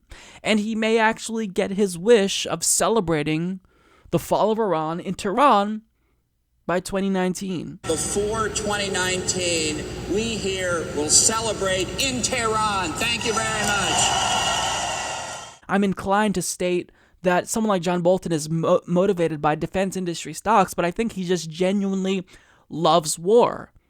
He thrives off of it. There are many sick and twisted individuals in American government that love war. So now that Donald Trump penned this tweet, John Bolton is pouncing on this opportunity right now. He's going to make sure that we ramp up tensions and escalate further with Iran.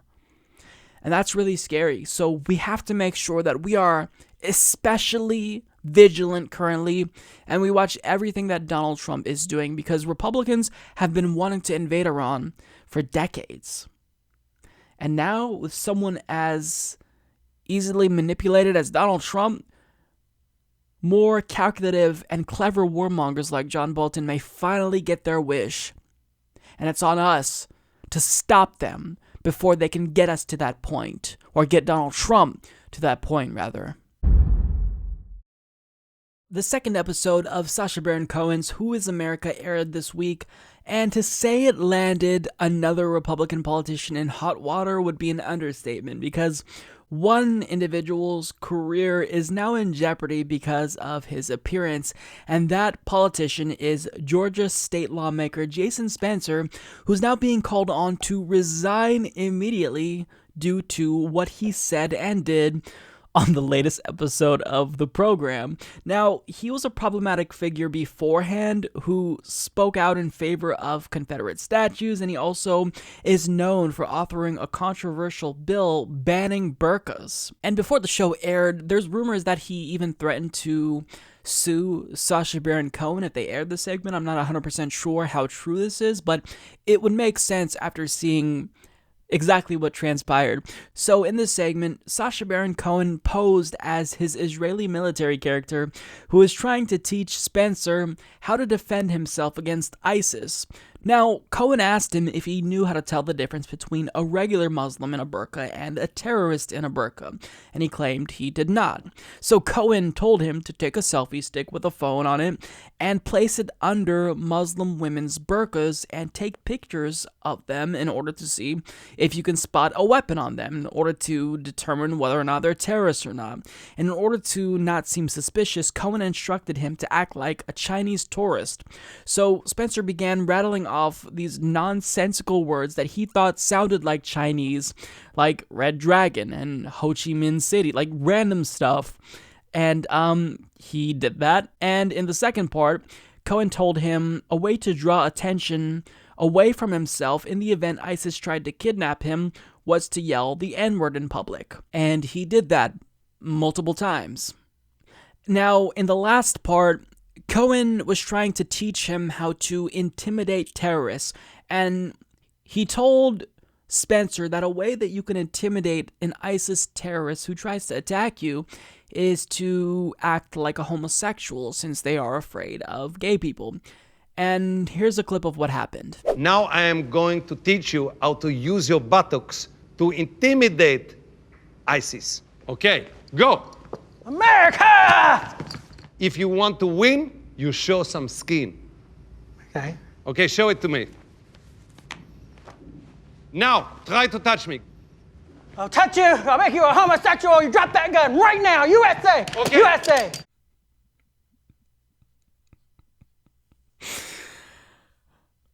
Every time I watch that,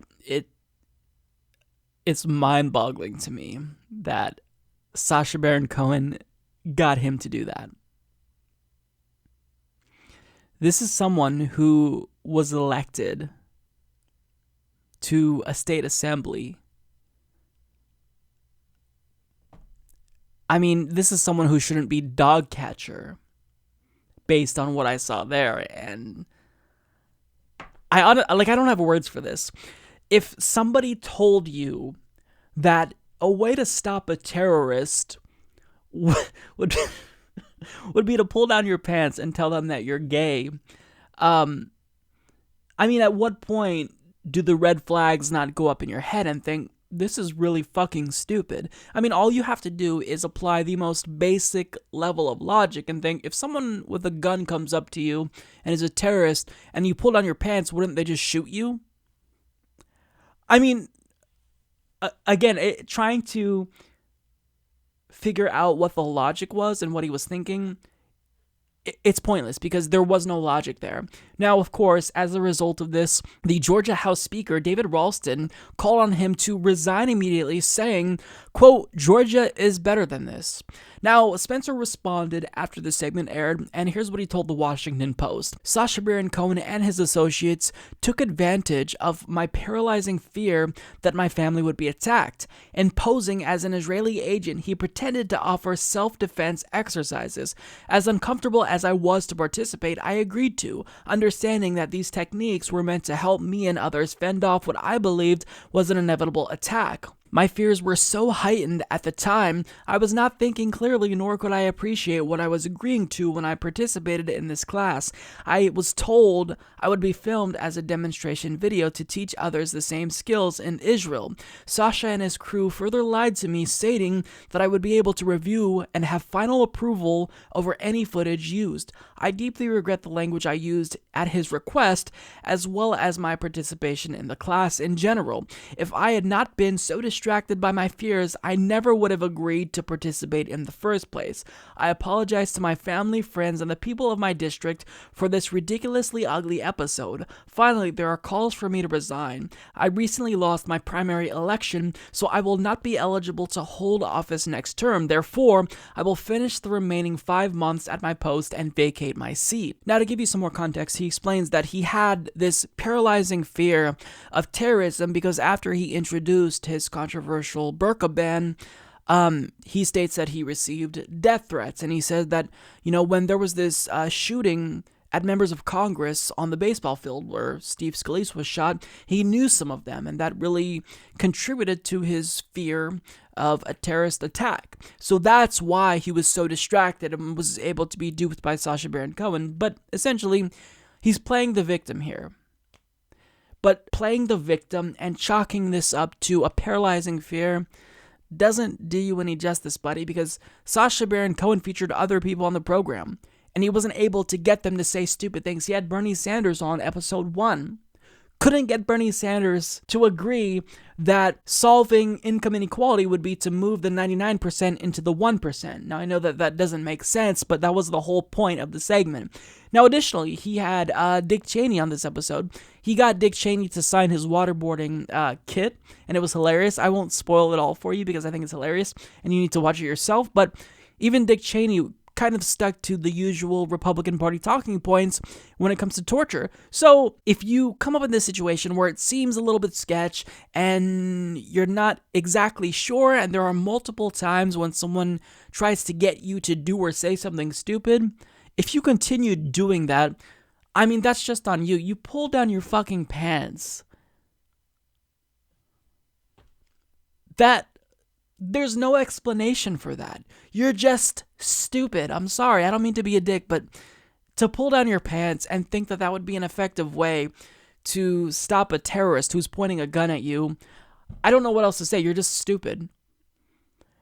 Sane, rational individuals would respond to that by saying, I'm not going to pull down my pants. How is this going to stop a terrorist?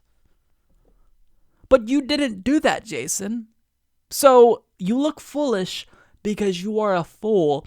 And I can't wait to see the next episode because Sacha Baron Cohen is showing that our elected officials in this country, they're as crazy as the policy ideas that they continue to espouse and champion. So this is great. It's very revealing. It shows what we all kind of thought. Politicians, particularly Republicans, are downright fucking insane. So at this point, I don't think you can really ignore the momentum that the Abolish ICE movement has gained over the last month. I mean, this movement is undoubtedly gaining traction. You just can't deny that. And the reason why we have a lot of momentum is because our argument makes sense. ICE is a government agency that was founded in 2003. It doesn't secure the border like everyone likes to claim it does. So this is an agency that's unnecessary, that's just known for being unnecessarily and unusually cruel and inhumane to immigrants. So we've been making this argument, but there's a skit from Michelle Wolf and her show on Netflix where she concisely takes the arguments we've all been saying and puts it into a short, condensed clip that's satirical, and she basically has made the best case against ICE that I've ever seen, and she did this by comparing them to ISIS. Are you worried about your country? Do you feel like your land is being invaded by foreign intruders who want to change your culture?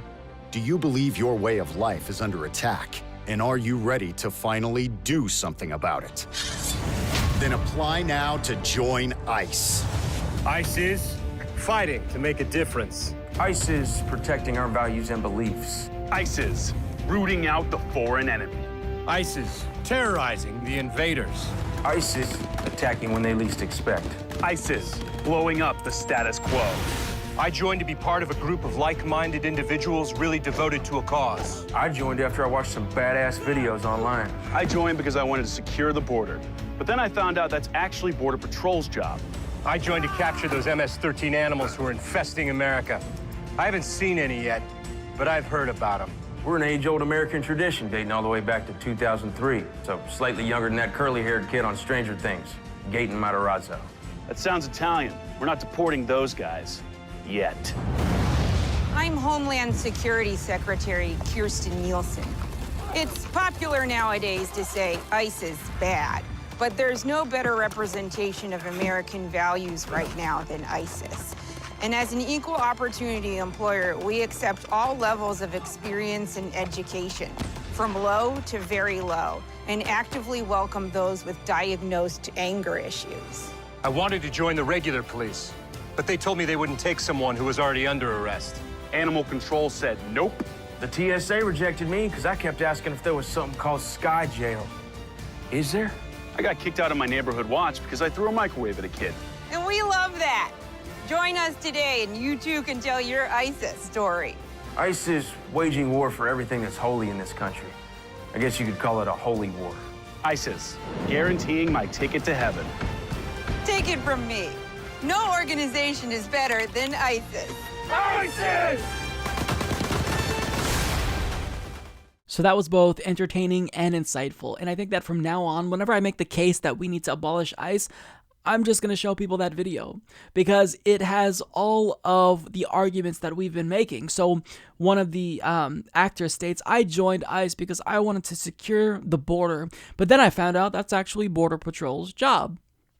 Exactly. I mean, you have ICE offices in Portland, Oregon, in New York, and if you got rid of those offices, well, they're nowhere near the southern border. If you abolished ICE, of course, that wouldn't impact border security whatsoever, because there's already an agency dedicated to patrolling the border, and borders existed before ICE was formed, because, as one of them also stated, you know, we're an age-old American tradition dating all the way back to 2003.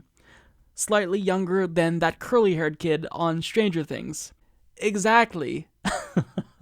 So it's just such a persuasive way to make an argument, and to do it using satire, I think it's particularly powerful. Now, also, one of them states, I joined to capture those MS-13 animals who are infesting America. I haven't seen any yet, but I've heard about them. And that's another argument that I haven't really touched on that is also, it's often made in defense of keeping ICE. Well, you know, they're there going after criminals. They're taking on these MS-13 thugs who are, you know, causing havoc in our country. But that's not really what they're doing. ICE has become the American equivalent of the Gestapo. They're harassing immigrants. They're tracking down immigrants. They're following them to church and schools. And they're an agency that represents everything wrong with America's immigration system. So, I mean, it was a brutal take on ICE. I don't have much more to say about this, but I just wanted to share this video with you because I think that if you want to persuade people to abolish ICE and get on board, this is a great video to show them. Because when you look at this argument from, you know, under the lens, or through the lens, really, of satire, it really makes it seem that abolishing ICE is a common sense position. And we're winning. Because even if abolish ICE was unpopular a few months ago, well, turns out now 43% of Democratic Party voters support abolishing ICE.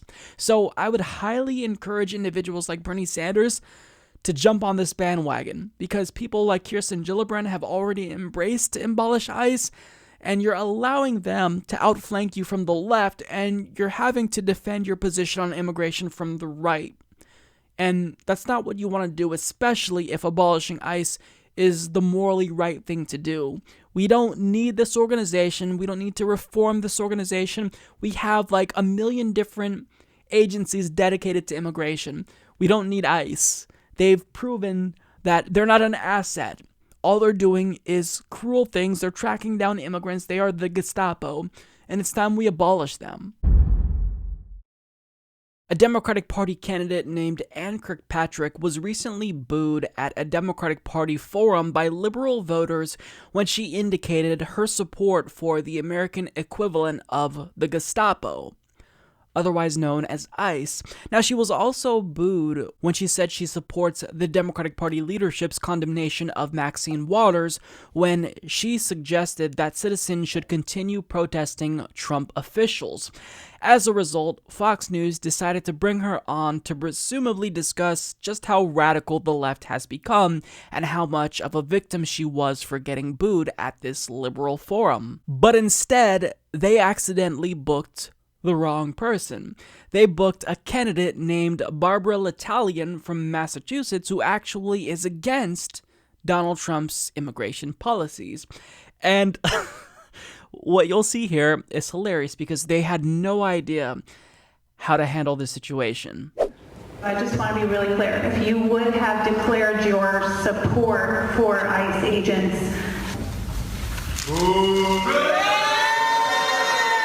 would you have supported Democratic leadership in condemning Ms. Waters' comments?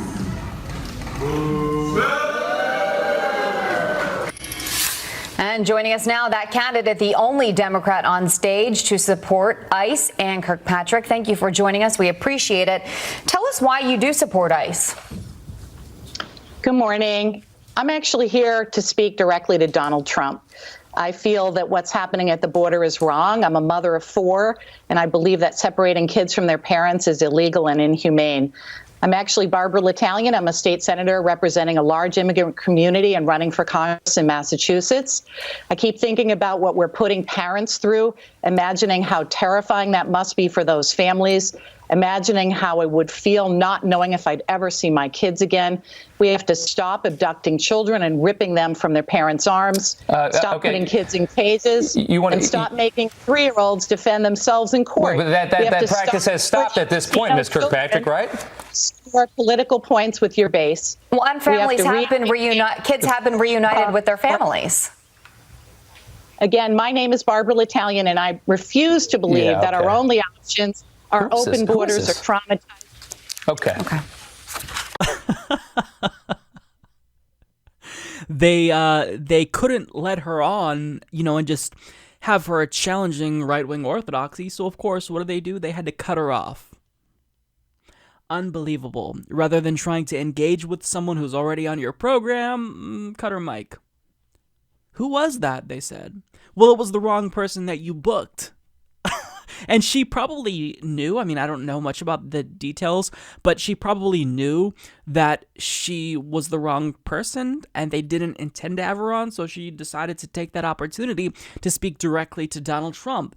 And it was absolutely brilliant because she knows Donald Trump watches Fox News. So if you really want to get a message across to Donald Trump, that's the way to do it.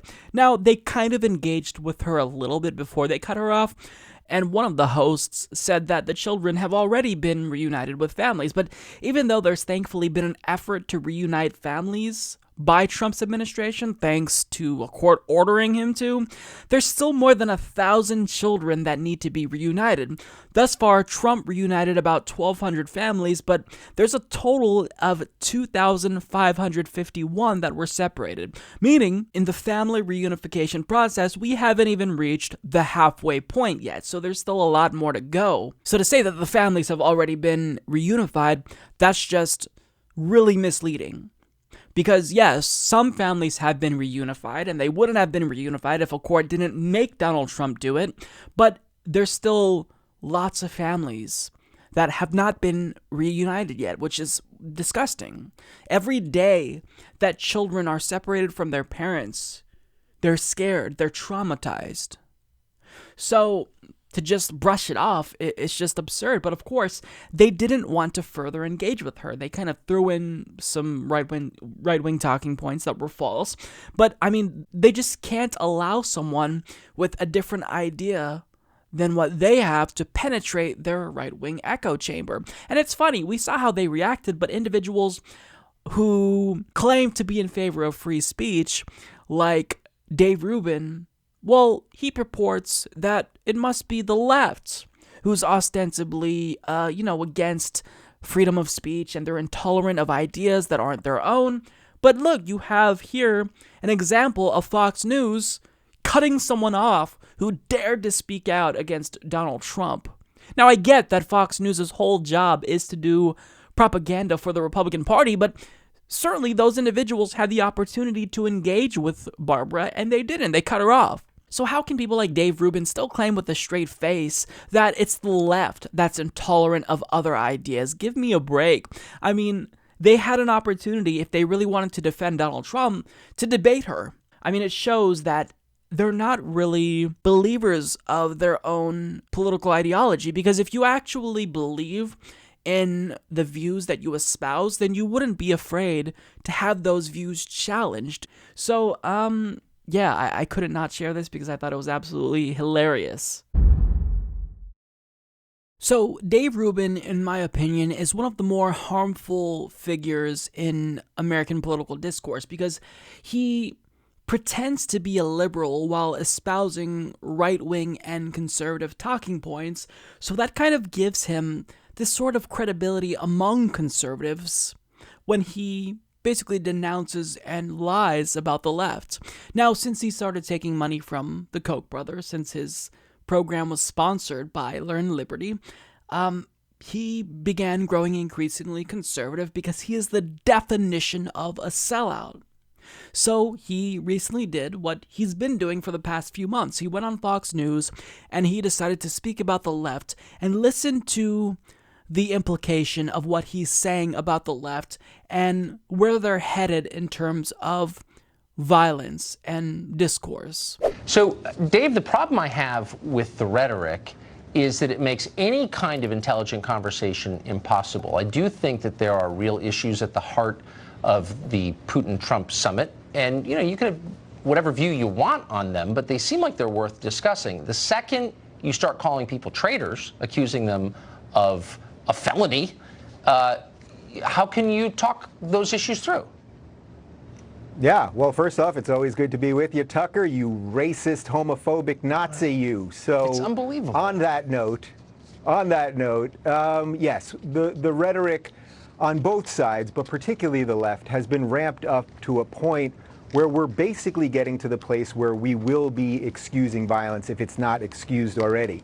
Yes. And this mob mentality that we've talked about a bunch of times before, it's spreading everywhere. And I did a video a couple months back how internet culture is becoming mainstream culture. The trolling and attacking and fighting that used to be relegated just to the sort of basement of the internet is now leaking out everywhere, and our politicians are now telling people to troll people at their homes and dox people and all of this awful stuff.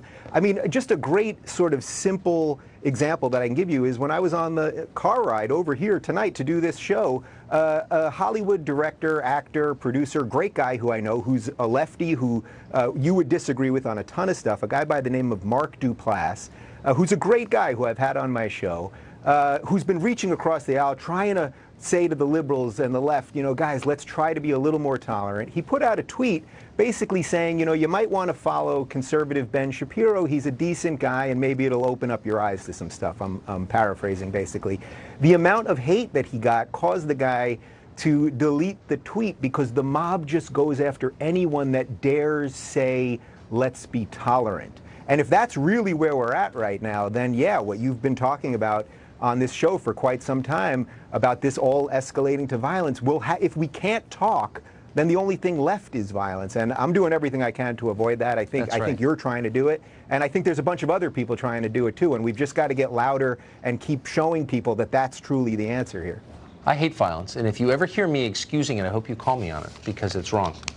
Dave, thank you. Promise you I will. So if you've been listening to Dave Rubin recently, that shouldn't be too surprising to you, but it's still really problematic. And I think one of the more problematic things that he said, and it's also not based in reality, but the overall assumption here was that this rhetoric surrounding Donald Trump, it's gotten a little bit extreme, right? And Tucker Carlson said that, you know, this talk of him being a treasonous traitor, it's really problematic. Now, I get that Russiagate hysteria is a problem. We have individuals trying to paint the DNC hacks as an attack comparable to Pearl Harbor. That's problematic.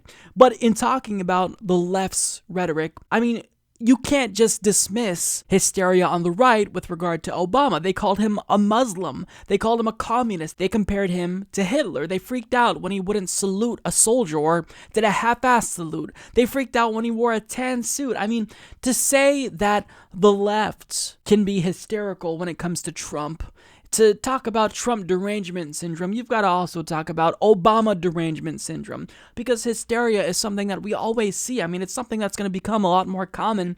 It's just one of the consequences of a polarized society.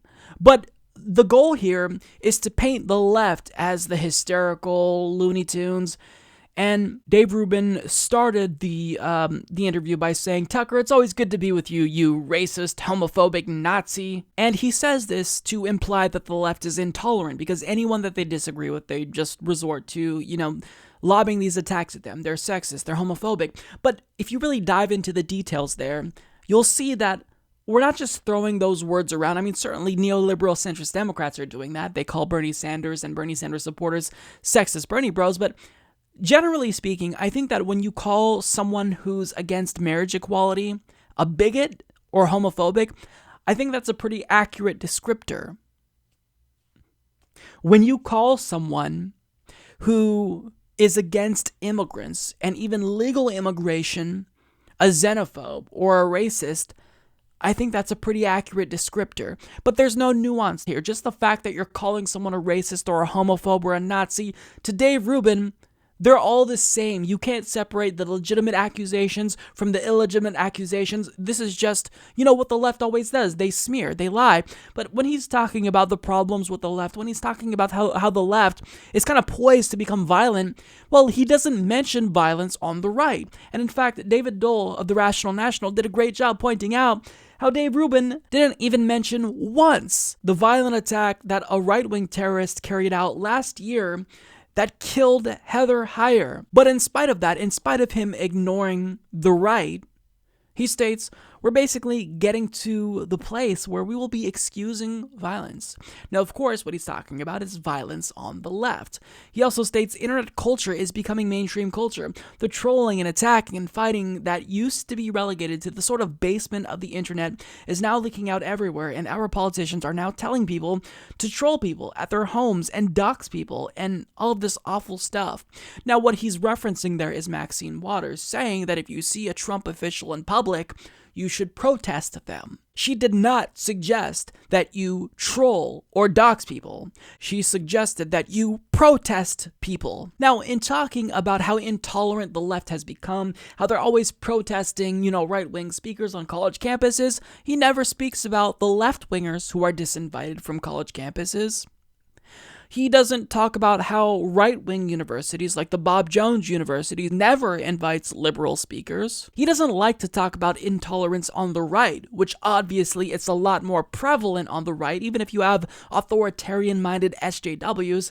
Well, right-wing intolerance is obviously much more problematic. That's not even controversial. If Dave Rubin wanted to test this, all he had to do was meet with one of his, newfound evangelical friends and try to hold his husband's hand in front of them or kiss him in front of them, and he'd see who's real fucking intolerant pretty quickly. But he states here, another way to prove his point is he invoked the example of Mark Duplass, who recommended Ben Shapiro to people, but then he states the mob went crazy because they just go after anyone that dares to say, let's be tolerant. Now, the goal here overall was to convey that the left is just intolerant of anyone that disagrees with them. In fact, that's a quote that he said. And his overall goal was to not so subtly suggest that the left is on the cusp of becoming violent, given how intolerant they've become. But he's ignoring a really inconvenient fact. Left-wing violence, when you compare that to right-wing extremism and violence, there's no competition. Since September 12th of 2001, nearly half of all deaths related to terrorism have been carried out by far right-wing extremists at 47%. Now, radical Islamic terrorism has killed more people overall, largely due to the attack on Pulse nightclub, but there's been more separate incidents of terrorism by far-right extremists than there has even been of radical Islamic extremism. Right-wing extremists have carried out 74% of all terrorist attacks since 2001. Now, the Anti-Defamation League disaggregated incidents of right-wing terrorism, and they found that 43% of those instances of violence are from white supremacist terrorists. 42% are carried out by anti-government extremists, groups like the Sovereign Citizens Movement. 11% come from anti-abortion extremists, and then you have anti-Muslim and anti-immigrant extremists accounting for less than 5% overall. So the rhetoric you see surrounding abortion, white supremacy, anti-Muslim bigotry, xenophobic rhetoric, anti-immigrant rhetoric is more likely statistically and factually to lead to violence on the right than anything the left says or does. But yet, according to Dave Rubin, it's the left who's on the cusp of becoming more violent. And he claims that they're less tolerant than even right-wingers. So you'd say that Mike Pence is more tolerant of your homosexual lifestyle, dipshit? Is that honestly what you're going to say? I mean, this is an individual who, his argument is goofy specifically because it's not his own argument. I mean, Dave Rubin, even though he claims to be a liberal, is nothing more than a right-wing Republican Party hack. He's doing the bidding of right-wing extremists. He brings on individuals who are right-wing extremists, lets them say whatever they want, spew whatever bullshit they want, doesn't check them at all. So if anyone is responsible for violence, it's right-wingers. And if he wants to blame the left, he needs to look in the fucking mirror and see what he's doing by enabling these alt-right lunatics on his own shitty show. In a world of politics dominated by the strange, the deranged, and outright insane, we'll now take a moment to shine a light on the craziest of what politics has to offer. This is your weekly dose of stupidity. So, I've got to admit, you guys, lately, I heard an argument against socialism from my conservative friends that is so persuasive that I think it's safe to say I've officially been red-pilled. So this is a one-word argument that will crush socialism in any circumstance. So if one of your progressive or liberal or social democratic or democratic socialist friends bring up socialism to you, here's the only word you have to say to destroy their argument. Now this is big. So let's switch camera angles and let's zoom in a little bit here. Bring it in. A little bit more. Stop. Okay, get ready for this because this is going to blow your mind. Venezuela.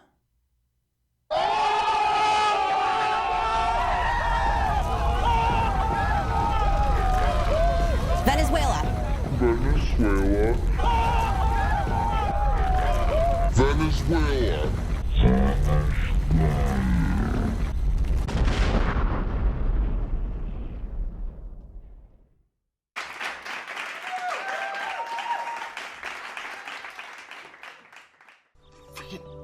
You're so dumb. You are really dumb. For real. Stupidity. Hey everyone, I'm here with Sarah Smith, congressional candidate running to represent Washington State's 9th Congressional District, and she's returning on my program now for I think the third time. She was on Establishment Exiles once, I interviewed her once, and now she's back because her primary is coming up soon. Sarah, welcome back, and tell us the date of your primary. Thank you so much for having me. It's so glad to be back. It's always fun to have you on. Oh, thank you. So our ballots are actually, we're mail-in. Our ballots are already in the mail right now, but the last day to turn them in, so the last day to turn your ballot in is August 7th. So that's our primary day, is August 7th. Yeah, so this is definitely a race to watch. I don't know if many of you know this, but Sarah Smith is actually one of the original Justice Democrats, and she got a really nice boost after the victory of Alexandria Ocasio-Cortez. I remember seeing an article. I don't remember the publication, so they'll have to forgive me for not being able to give them credit, but talking about how you might be the next Alexandria Ocasio-Cortez. You got a big shout out from her. So things are looking a lot different now than the last time we talked. So tell us what's happened, because you've kind of gotten a huge boost. Yeah, things took off after Alex's victory. It was Seattle Weekly was the publication that actually called. That was really intimidating for me because I respect Alex a lot. I've known her since I started. We affectionately called it Congress Camp together. Where we all learned the ins and outs. We learned how to interview, all that stuff. We kind of went through a 4-day crash course of Congress Camp, and she was we met at the original first summit. So that was really, really cool. But things have changed dramatically since her win. So where we were being iced out by a lot of mainstream media, even by local media, where nobody was really taking us seriously, and my incumbent was kind of brushing us off and not really too worried about it. All of a sudden, it was overnight. She won, and I was texting all the other JDs. I was like, this is awesome. All the other brand new Congress people, me and Rob Ryersey in Arkansas still talk all the time. And he was like, no, she won. And we were going bananas. And then the next morning I woke up and I was so excited that I actually woke up at 5 o'clock in the morning, which is a half hour before my alarm. And I started checking my email, and my campaign email just surged. I went from, this is going to sound horrible, I went from 108 unread emails to 391 unread emails because I'm that person that never clears all my email notifications. Same here. We did an interview with Q13 Fox News. The Seattle Times scheduled one with us on Tuesday. The South Seattle Emerald did one with us. Seattle Weekly did one with us. We've got a forum coming up, or a forum that it's on Saturday. It's the League of Women Voters. Oh my gosh, what else is happening? There's so much happening. I finally had the opportunity to leave my job, which was really great. Wow. Our fundraising picked up, and I've only been at it full time for a couple of days, and I already don't know how I did it before. Yeah, I don't know how you guys did it either. You were doing a lot. You had to have not had any free time to yourself. It was really hard, and this might be a little surprising. I tend to be a little bit of introverted extrovert is the phrase that everyone uses, where I love people, I'm very social, and then I'll just suddenly be like, okay, I'm done. I just need like a minute to myself. And so finding that balance and trying to breathe is really, really hard. That's actually something that I try to encourage other candidates to do. I'm fortunate enough that I have a volunteer who actually sends me text messages throughout the day, and he's like, did you remember to drink water? Did you remember to eat today? Have you taken 30 minutes without your phone? So he's really, really good about keeping up on me. And there's times when I'm like, I haven't consumed any water today, and it's 3 o'clock in the afternoon. But it's those little moments of reminding me to take a second to breathe in all the chaos that's going on. But we've really picked up our volunteer force. We just figured out the numbers. We have 71 active volunteers. That's amazing.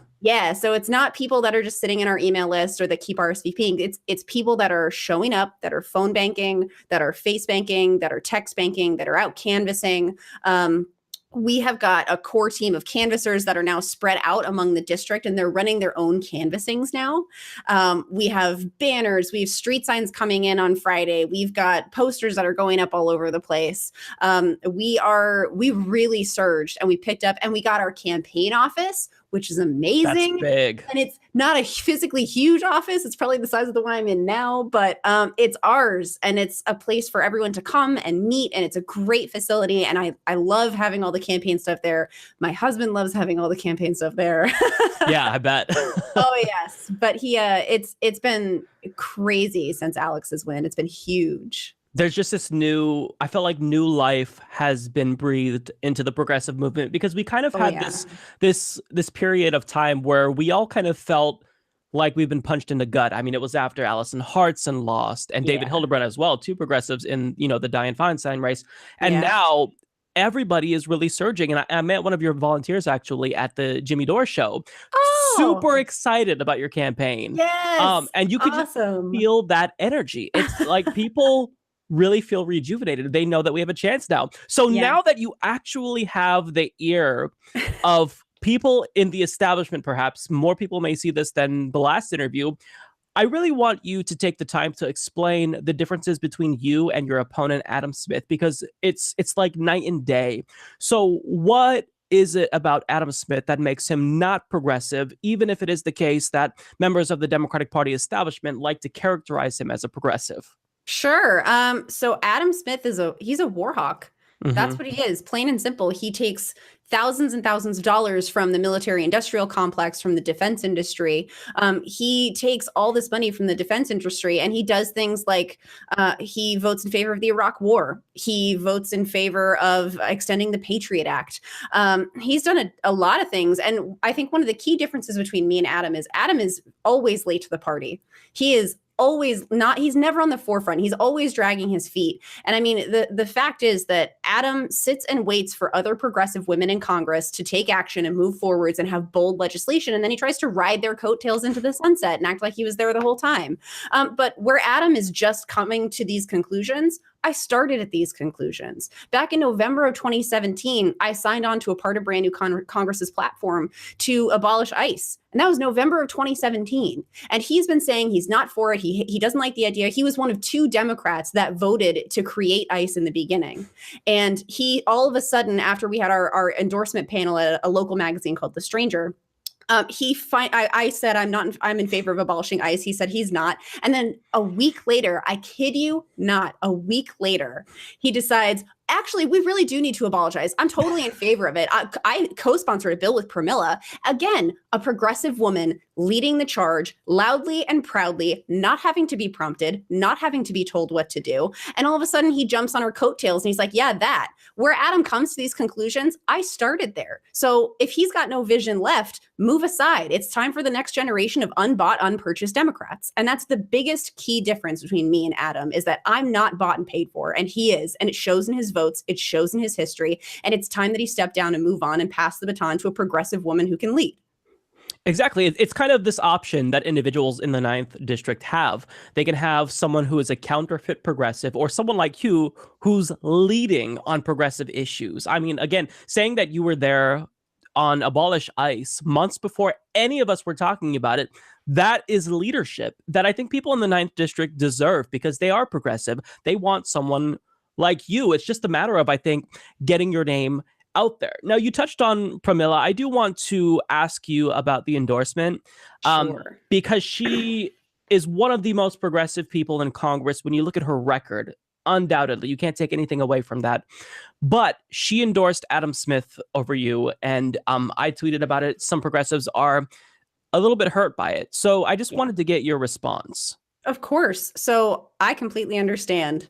And when we were first asked about it, it took my team 15, 20 minutes to find the endorsement at all. So it tells me a lot.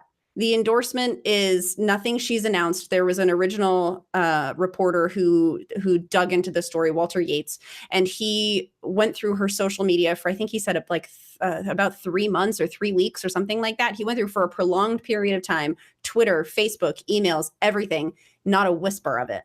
And it's not even listed on her campaign website. It's actually listed on her House of Representatives websites, on her endorsement document at the very bottom.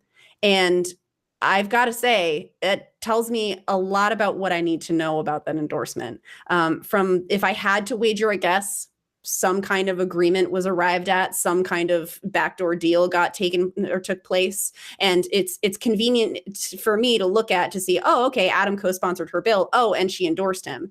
Gee, I wonder if those things are tied together. So I try to keep in the back of my mind that she is also still a representative in Congress who's trying to fight to get legislation passed. And I think that she is, it doesn't seem to me like an endorsement she's singing from the rooftops.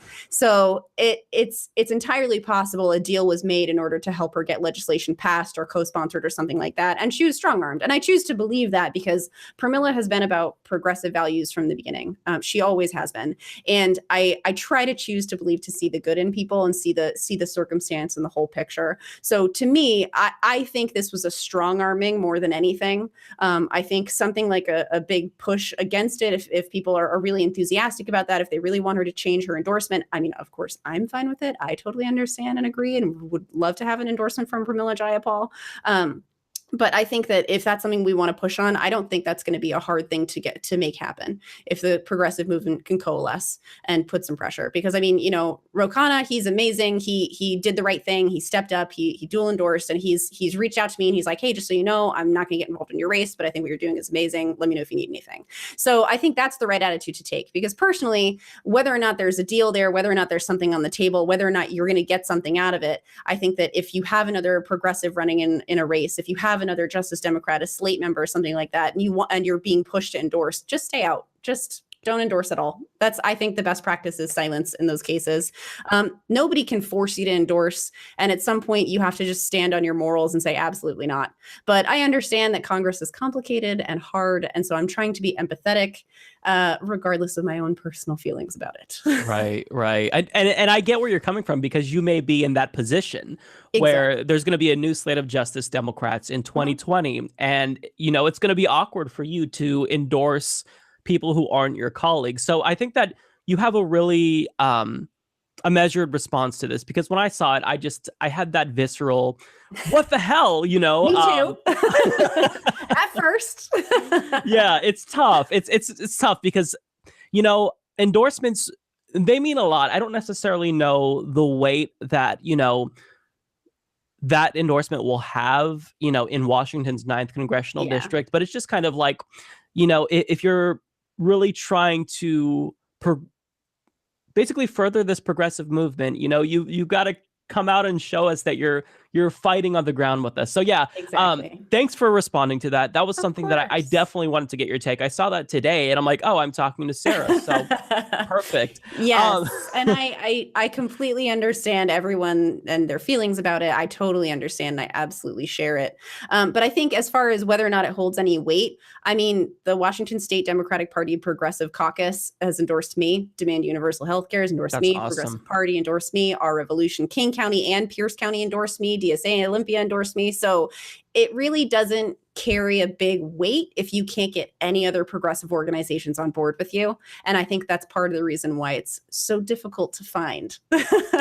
Right. That makes sense. You have all the progressive movement behind you. And I've got to, like, I haven't heard much from Adam Smith. He's got to be scared now. And I wanted to ask you this. Has he agreed to any debates? Have you debated him yet? What's the status on that? Because if you are seeing this progressive star rising who's running against you, and after seeing what happened to Joe Crowley, he's got to be afraid, right? So has he agreed to endorse, or not endorse, to debate you? That it'd be amazing if he could drop out and endorse you. Great, right?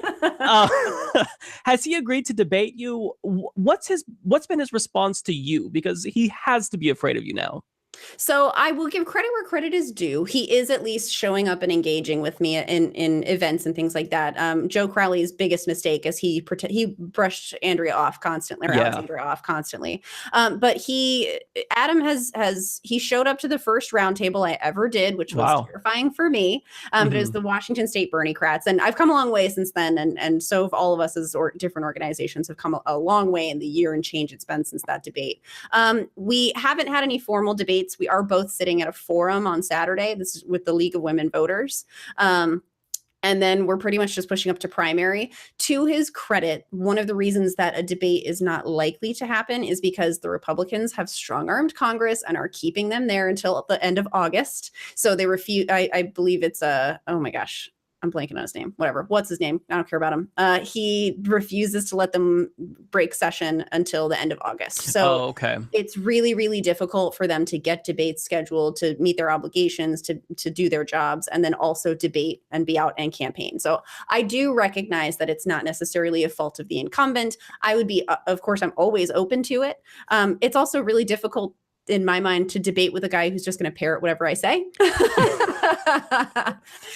Which is really funny to me. I mean, I'm flattered that he's suddenly parroting everything that I have to say in the media, but it's difficult to debate a guy like that. So I'm not sure a debate would be terribly exciting.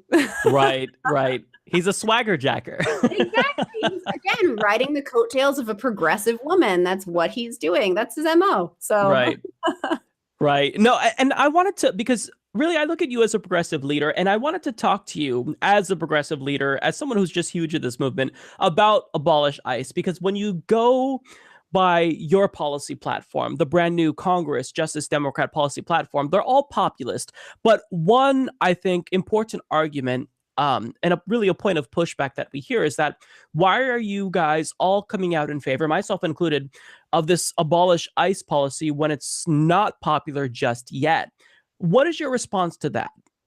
Because right now, abolishing ICE it really is the moral movement forward. So that's part of what we're in. We're in an era of ethical politics, and abolishing ICE is a cornerstone of that ethical movement. We see kids kept in cages, families being separated, houses being raided. There's teachers being deported in the middle of class. When Donald Trump took office, he said he's only going to get rid of the bad ones. I'm sorry, a hardworking father of 3 who's being torn away from his kids is not one of the bad ones. The guy in South Seattle that was just taken and seized out of his workplace while he was working. He was just at his distillery or at his ale house where he was, I think he was a busboy. He was just doing his job. He wasn't one of the bad ones. And it's ICE that's basically turned into this form of corporate brown shirts that's now going out and following the directives of God only knows who, and wherever their corporate overlords tell these politicians to direct them. And it's kind of taken a turn. They become a violent organization. They become a violent part of the violence against the immigrant community. They're a symbol of oppression of our immigrant brothers and sisters. And it's our obligation to step up and protect them from that. As progressives, one of our main goals is to be the shield for the people who are marginalized. It's to be that amplified voice for people that feel that they don't have a voice. And when we talk about abolishing ICE, we're not just talking about abolishing ICE. We're talking about elevating the voices of our immigrant community, making sure that they're heard.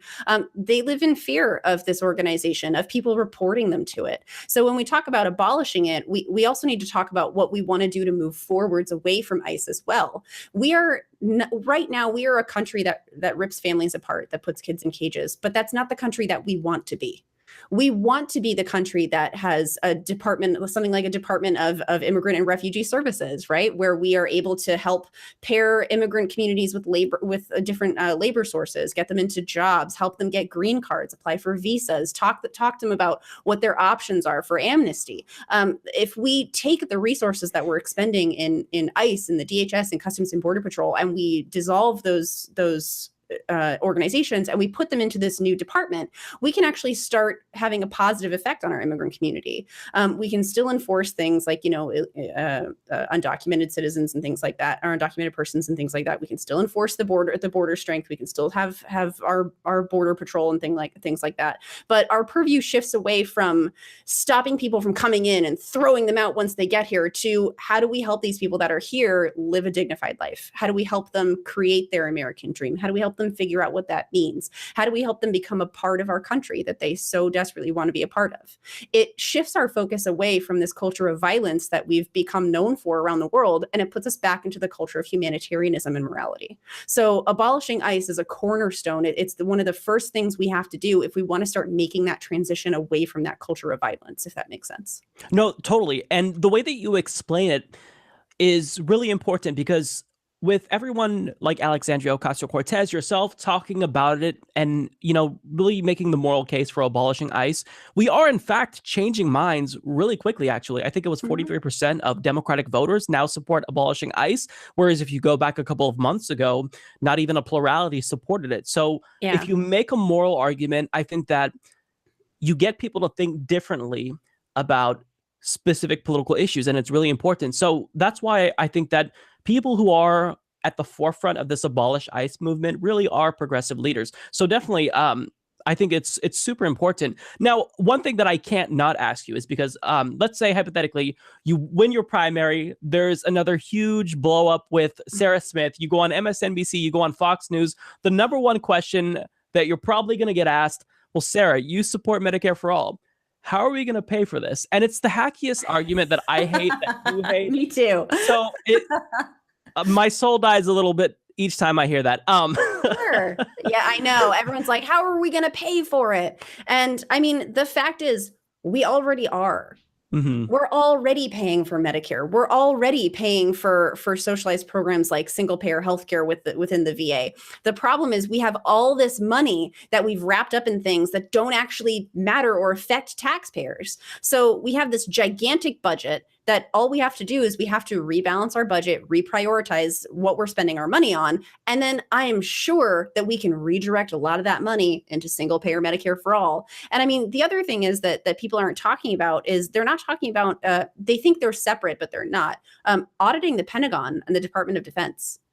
Because that's going to give us a realistic scope for our military budget, which is going to change the entire congressional budget once we do that. So single-payer healthcare is not a crazy thing. It is something we're already paying for. It is something taxpayers are already putting money into. When you check your paycheck, you already see Medicare, but we capped it at retirement age that you could actually start getting onto Medicare.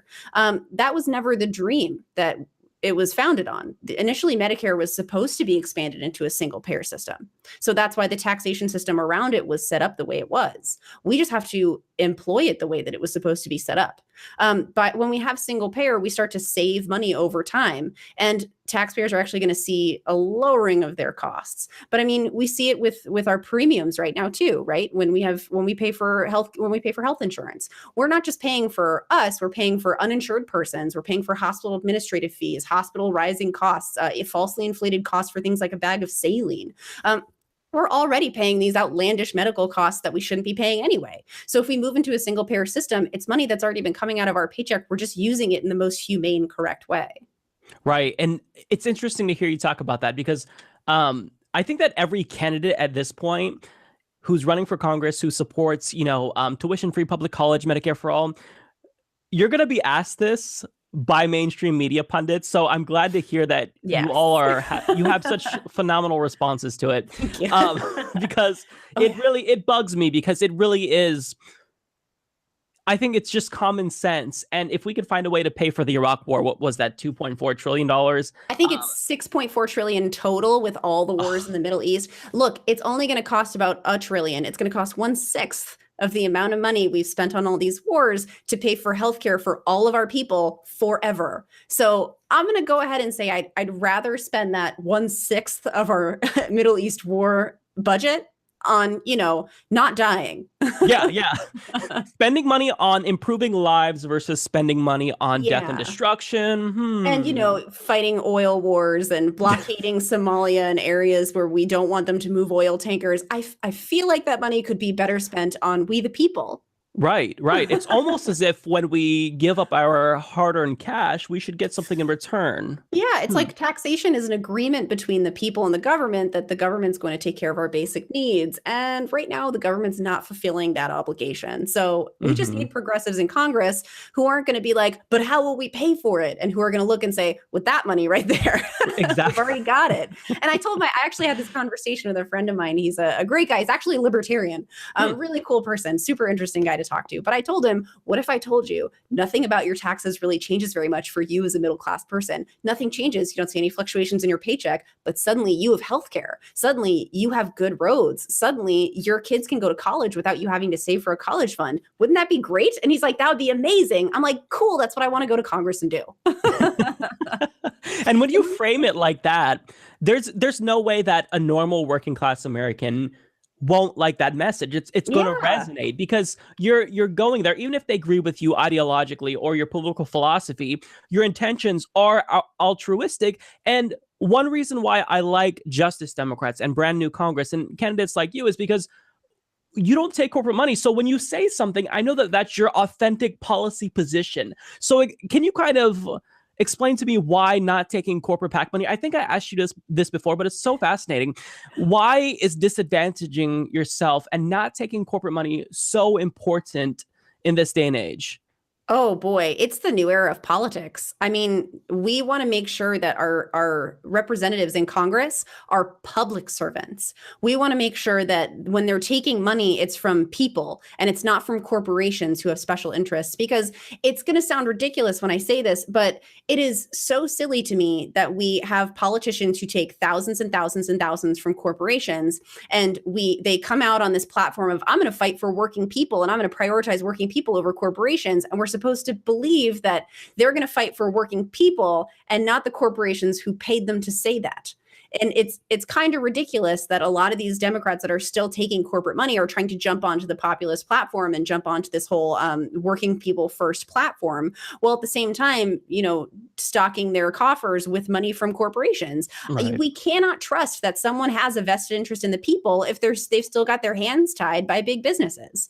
And one of the best things about not taking it is I can say things like Amazon created the homelessness problem in Seattle and they should be held accountable for it. And I don't have to worry about my funding. I have nothing to fear, because I'm not here for Amazon. I'm here for those homeless people. I'm here for those displaced persons. I'm here for those houseless persons. I'm here for those people. And so when I say that stuff, I don't have to worry about whether or not I'm going to be able to run my campaign the next day. I'm just fine waking up the next day and knowing that I'm going to be able to go into my office, take calls, write emails, go knock on doors, and feel no kind of difference to my funding.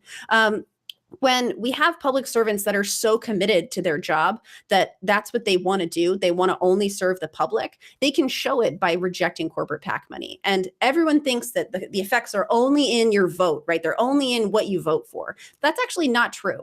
They're in who the effects are seen in who you associate with. They're seen in what legislation you sit on and you wait for and you don't push forward yourself. It's seen in what you talk about in your speeches, what you talk about in the media, how you present yourself when you talk about things, what you are and are not afraid to say. Because you get a lot of these representatives who are like, oh yeah, I'm in favor of Medicare for all, single payer. And then they go on CNN and they're like, universal access to healthcare is a good thing. And I'm like, no, single payer Medicare for all, single payer healthcare is a good thing. And they just do that. They play that little game, but that's how you see the effects of corporate PAC money in these representatives. And some of them I think truly believe it doesn't affect their vote. And sure, it might not affect how you vote yes or no, but it's going to affect on what you push through Congress. It's going to affect the committees that you sit on. It's going to affect the people you associate with. It's going to affect the connections you make. It's going to affect who you go talk to in your community. It's going to affect where you go talk to people in your community. So the effects are more than just yes or no votes. It's so much bigger than that. And when you reject corporate money, when you're only funded by the people, you don't have to worry about any of that. That's a lot of work to keep straight. I'd rather just not take money from corporations, take money only from people, and just focus on doing the right thing, which is fighting for working class Americans in this country. It feels like it's liberating. Like, why go to Congress and be someone's puppet? I don't like that. I barely like my husband telling me I have to do the dishes. Like, I don't want to be beholden to anybody. I'm in this race, and I'm trying to run for this position, and I want to be a representative because I want to be a representative for the people. And it doesn't make any sense to me to be compromised by whether or not a corporation donates to me. So for them to say, oh, we'll donate to your campaign if you promise to support this legislation, or if you promise to abandon your position on this or this, no, because my platform is holistic. Every single plank in that platform, every single part of the progressive platform ties together to the rest of those planks. So to abandon one is to abandon the whole thing. It's to abandon my moral compass. It's to abandon my values and my ethics as a person. So to turn around and take corporate money when that's on the table, it just is counterintuitive. It's completely antithetical to what I'm running to do. I don't want to represent that corporation. I want to help that person on the street who is having trouble making ends meet, who can't afford rent, who can't afford childcare, who can't afford to go to the doctor, who's terrified of walking around someplace because they have an ounce of weed in their pocket. That's the person I want to fight for, because we all know the country we are today, right? We're a country of I've said it before, a country of violence. We're a country of despair. Our American dream is broken to the point that nobody knows what it is anymore. We're a country of insecurity. We're a country that has no surety of what its future looks like. But those of us who are running without corporate PAC money know the kind of future that we want. We know the kind of country that we want to be. And so we reject corporate money because that's the only way we're going to be able to fight to make that vision real, uncompromised, and unbought. It's the only way to make it happen.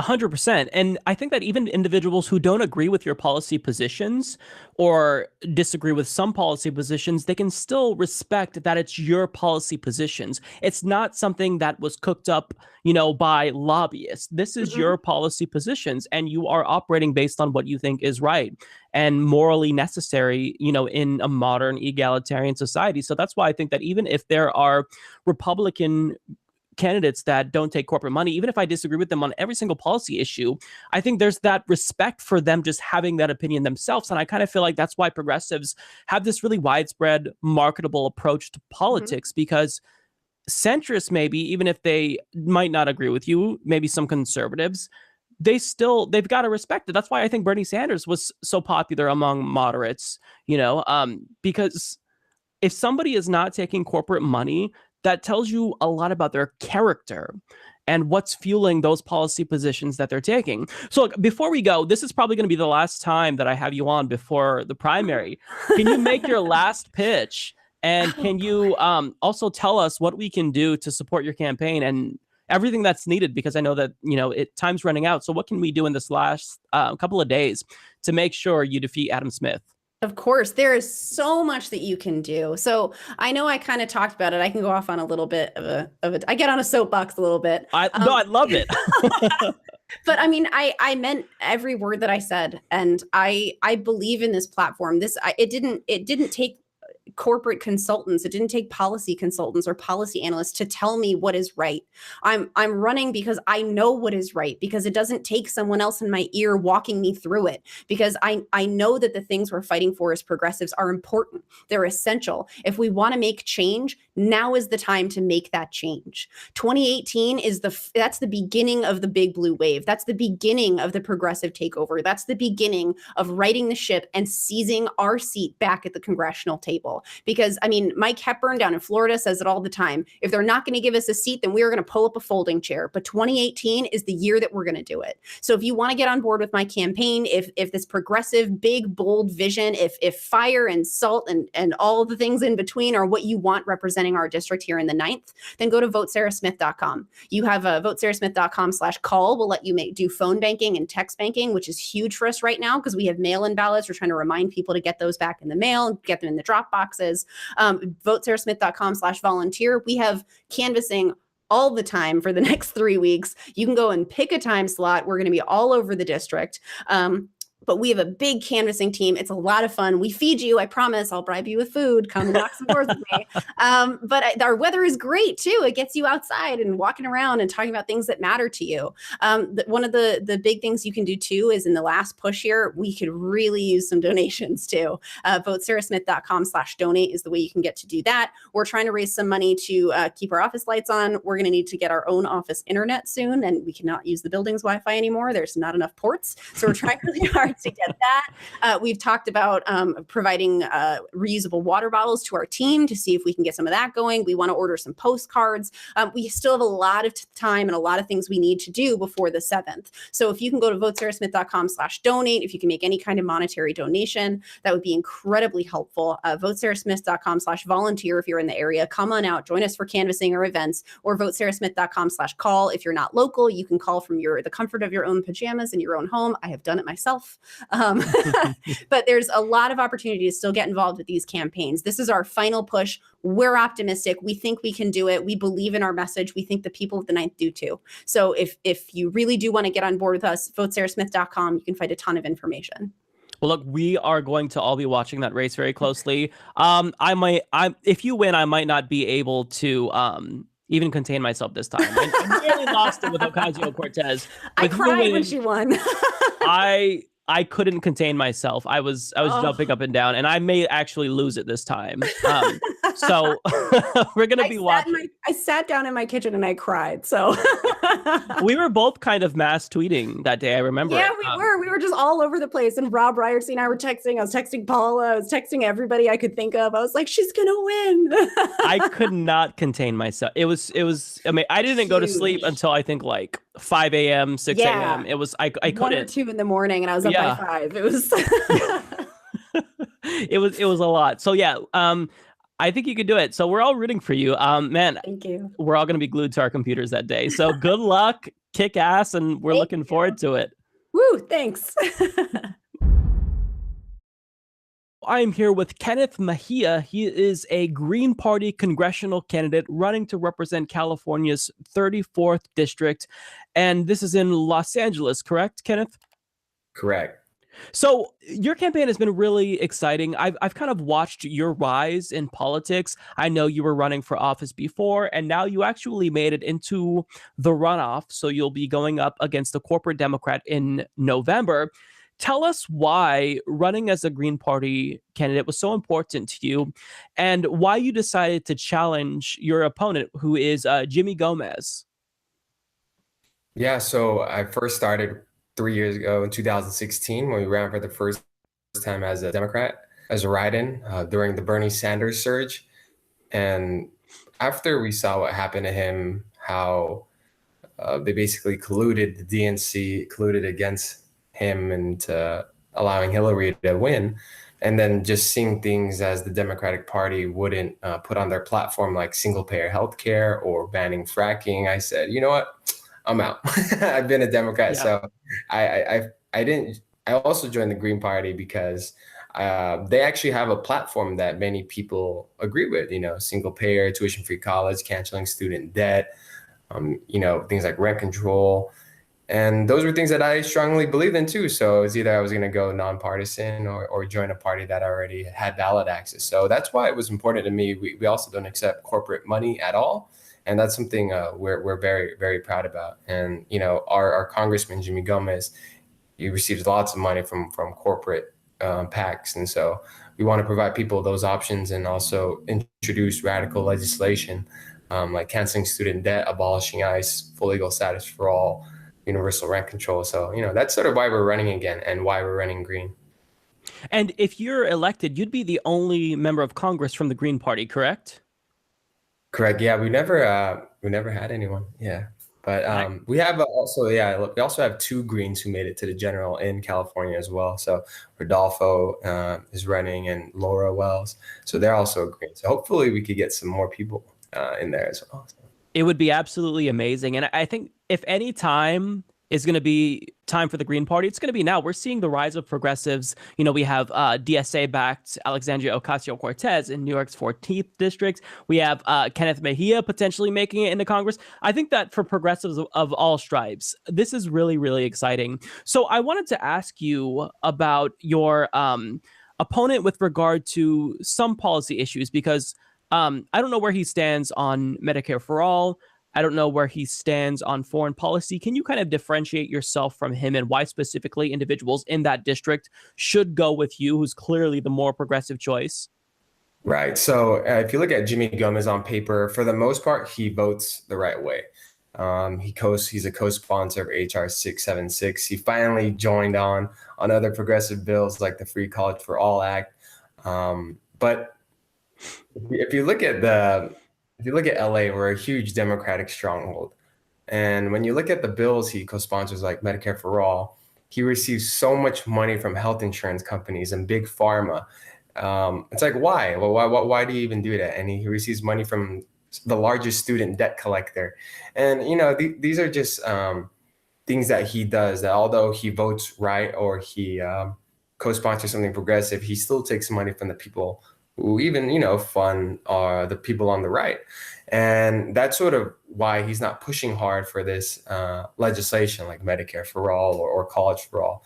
And, you know, in terms of actual voting, he voted to fund and authorize ICE last year.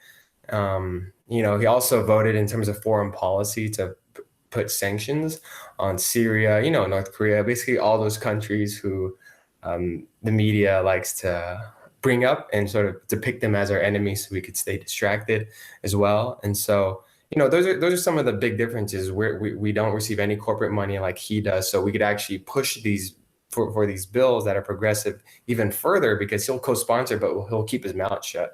Number two, you know, we could vote the right way too, but we could also introduce legislation that could really help people, like canceling student debt or full legal status for all, or abolishing ICE. And he's just your bare minimum Democrat. And if you want your bare minimum Democrat, then we're really not going to go anywhere. So that's sort of where we differ. Right. And, you know, I'll just say this. It's super easy for a Democratic incumbent who has a very progressive challenger to co-sponsor bills when they don't have power currently. But what's really important, I think, is when it comes up to a vote, when Democrats actually do retake back Congress, will they be there to fight? And I feel like you can't trust these individuals if they're taking that corporate PAC money. So I wanted to ask you, because your campaign is particularly exciting, because I think that if a Green Party member or a couple of them got elected to Congress, that would absolutely terrify individuals like Nancy Pelosi. So I got to ask what the response you think would be if you got to Congress. Do you think they try to marginalize you? Would it be difficult to get committee appointments? How do you think the aggregate establishment would respond to you? Or do you think you'd be able to find basically like-minded colleagues in people like Pramila Jayapal or Ocasio-Cortez? How do you think the establishment would react to your victory? I mean, we already see it, how they did it to Bernie, how they did it to Alexandria. What makes it even worse is we're a third party. They're going to basically shun us. They're going to say we're the reason for Trump. You know, particularly for me, they're going to say, oh, he's too young.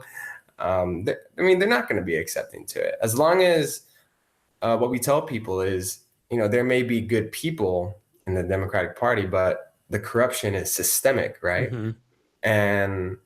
And when you're sort of put in that position under that party, you're sort of pressured to vote a certain way or whatnot. Because if you don't, they're going to really challenge you as much as you can. Like how Nancy Pelosi said, oh, Alexandria's win doesn't represent all Democrats. And it's just like they're trying to brush off these significant victories. But, you know, definitely if we won, what we tell people is even if we're green, we'd caucus with anybody who cares about the people. So let's say if Democrats wanted to put a bill for forgiving student loans, we'd go for it. If Republicans wanted to do a bill that abolishes ICE, we'll go for it. So, you know, we'll caucus with anyone who gives a damn. And that's sort of what Greens are about. We're not against left versus right, but what's right versus wrong. And, you know, and we'll have some allies there, Tulsi Gabbard, Alexandria and whatnot, Bernie. So Right. Yeah, and one thing that really I think to me is super exciting about the Green Party is that, well, and really credit to Jill Stein, she kind of set the bar when it comes to talking about student loan debt. She started this conversation about canceling student loan debt, and now some Democrats are talking about it. You've adopted canceling student loan debt. So can you talk about some of the ideas that really set you apart from progressive Democrats? Because I know you support the cancellation of student loan debt. Do you support a policy that I think people would freak out if we even talked about this, like universal basic income? What is your stance on that? Yeah, we actually have it on our platform. That's awesome. We want to give a $12,000 a year. So I mean, we're open to it.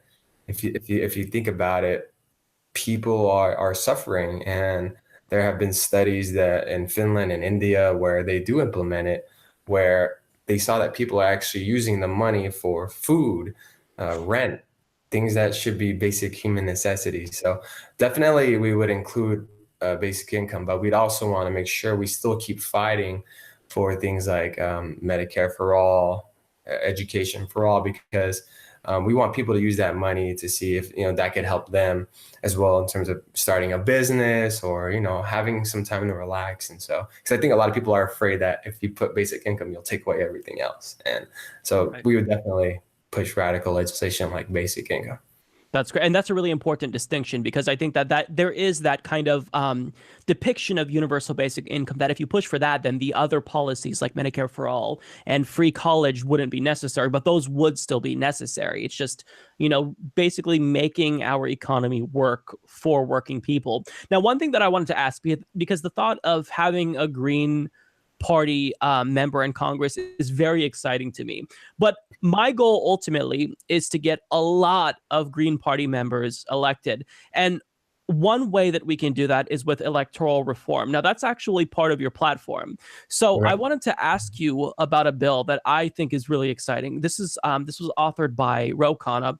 This is HR 3057. And what this You've heard of it. Perfect. Okay, so for viewers who don't know, what HR 3057 would do is it would end gerrymandering. That's the first thing. We'd move to nationwide ranked choice voting. And most importantly, in my opinion, is we would go from single member districts to multi-member districts. Can you talk about why this is so important and why this could open a door to not just a third party, but fourth and fifth parties potentially? Yeah, it's huge. I mean, you said the main two things are ranked choice voting and proportional representation, which is the multi-seats that you'll see in elections. Number one, ranked choice voting allows people to vote their conscience. If you are afraid that your vote will somehow miraculously allow someone to be elected in office, like you saw it during the last election, like Donald Trump, you could essentially rank your vote. Let's say you wanted to vote for Jill Stein, then you vote second for Hillary, and then third for Gary Johnson, and fourth for Trump. If your first vote, Jill Stein, in the first round of voting, if she ends up getting the least amount of votes, or if no one ends up getting 50%, your vote gets removed and goes to your second vote, Hillary. So essentially, you're not getting scared or pressured into voting for someone you don't want to. And then, so that's ranked choice voting. The second thing is proportional representation, is that if we have multi-seat districts, if I were to get like 20% of the vote, and let's say there are 10 seats up for grabs, and let's say the Green Party line, we end up getting 20%, that's like 2 seats. And essentially what that allows is more parties to be involved, and it allows coalitions to be built. So let's say if like right now you only get center Democrats and conservative Republicans, and if you were to have a proportional representation government, you would have very even small minor parties like us who have 1 seat or 2 seats, and be like, but we could be the balance of power and be like, hey, well, we think you should push harder on universal health care or abolishing ICE. And so that's sort of why it's important, because it allows more democracy, and it allows parties like us to have a seat at the table, because right now we're not represented. And so exactly. And it changes it from a zero-sum game to a completely different system. So for example, in each district, we all only get to pick one person. who we want to represent us. And usually it's just a Republican or a Democrat who ends up winning, because a lot of people are afraid that the party that they don't like the most will win if they go third party. And there's a lot of third parties in the country. It's just a matter of getting them elected. But when you have this multi-member district and now sometimes 3-4 people get elected, then it makes it more likely that other parties can become politically viable. So that's why it's so important. And I kind of talk about electoral reform as being, I don't know if I'd say equally important as campaign finance reform, but it's certainly up there, because it's part of the reason why we're not getting represented. Now, can you talk about campaign finance reform? Because I think this is also something that is just huge. What do you think is the solution to basically ending this legalized bribery system that we currently see? It's so hard. Like we're living it. Our campaign in the past year and a half, our congressman has raised over $1.5 million. And us, we've raised close to probably 100,000, but we're all small dollar donations. Mm-hmm. Think about it. They have a freaking all this money that they could just send mail every day. We're all people power. And so it's so hard to compete when PACs, super PACs, corporate PACs are basically funding these campaigns at max donations of $2,700, when for us, it takes us like a month to raise $2,700. So, that's why we believe we should get all money out of politics. And if anything, it would be public campaign financing, where each candidate who runs gets a certain amount, and you actually have to work your ass off to earn people's votes. Like we knocked on 10,000 doors last election, and we received around 9,000 votes. Just think about, like, if we had more resources to do what our opponent did, and it would have put us on a very fair level playing field. So. Right.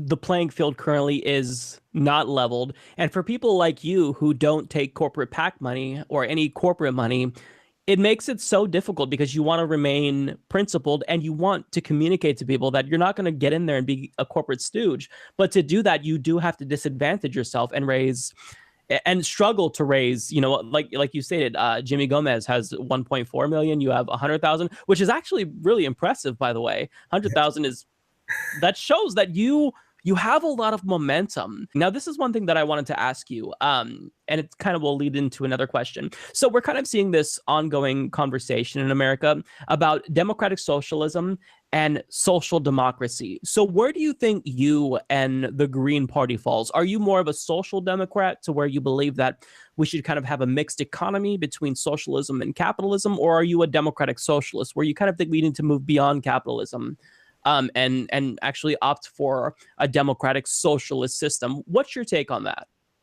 Yeah, I mean, on the Green Party, our Green Party platform is we are eco-socialists. And essentially, we believe that many of the means and productions, especially for things like healthcare, education, housing, protecting our environment, the infrastructure, many of these things that contribute to your very basic existence should be controlled not by any private companies or be privatized at all, or be treated as a commodity. So we believe that those, especially many of the essential living things that we need, needs to be operated and owned by the public sector, like us.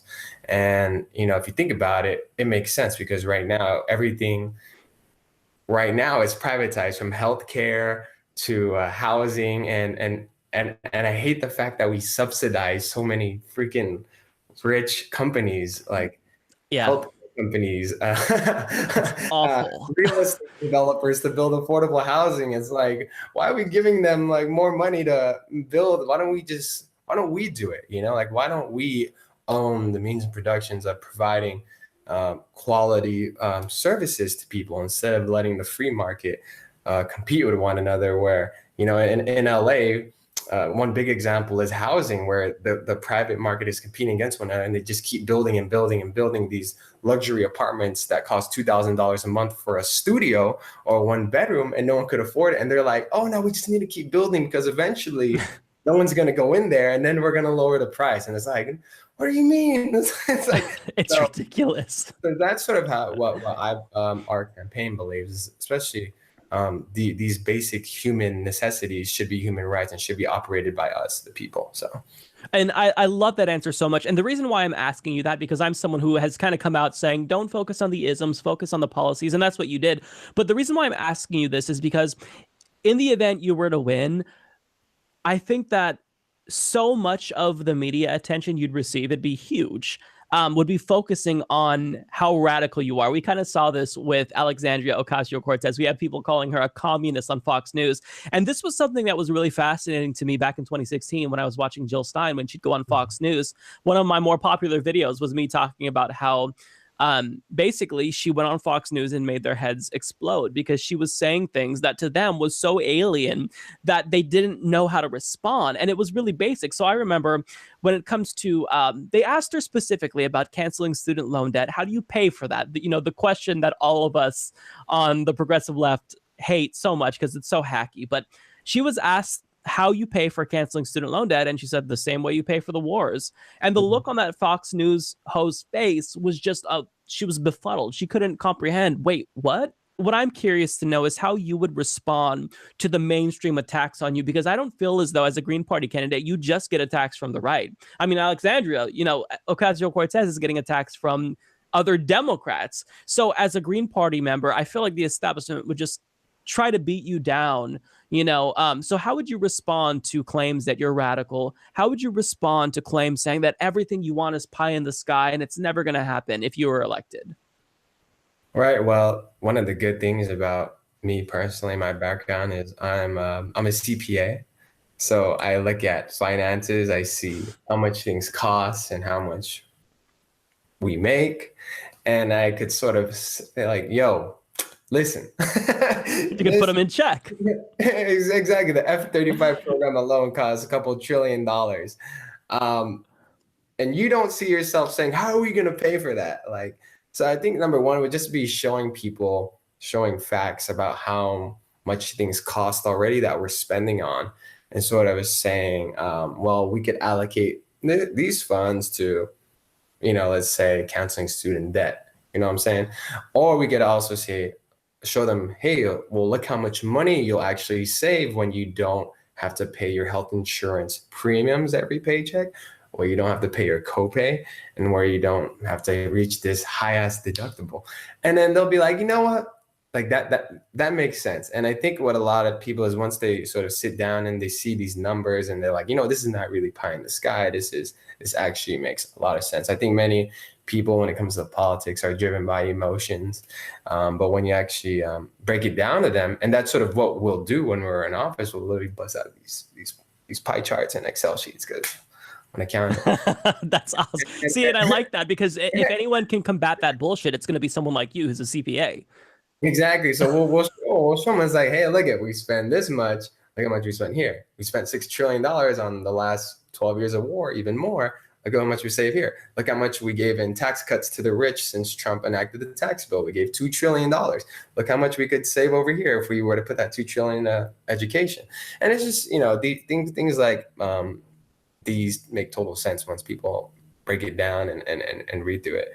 If it doesn't click at that point, then it's more like personal differences. Yeah, exactly. And really, I think what you're saying is really important. It just comes down to having conversations with people. And pretty much what you're telling me is that if you win, when you inevitably are invited onto Fox News, when they try to bash you, it's going to be very interesting to see their head spin. In the same way that Jill Stein did to them.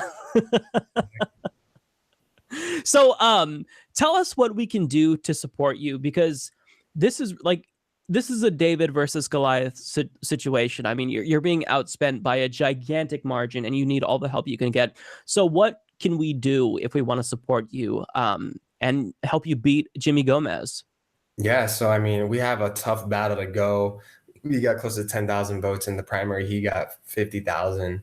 Our goal is to essentially use grassroots power, where specifically our strategy is to recruit 10,000 nationwide volunteers. So any one of you watching here would help us secure 10 votes.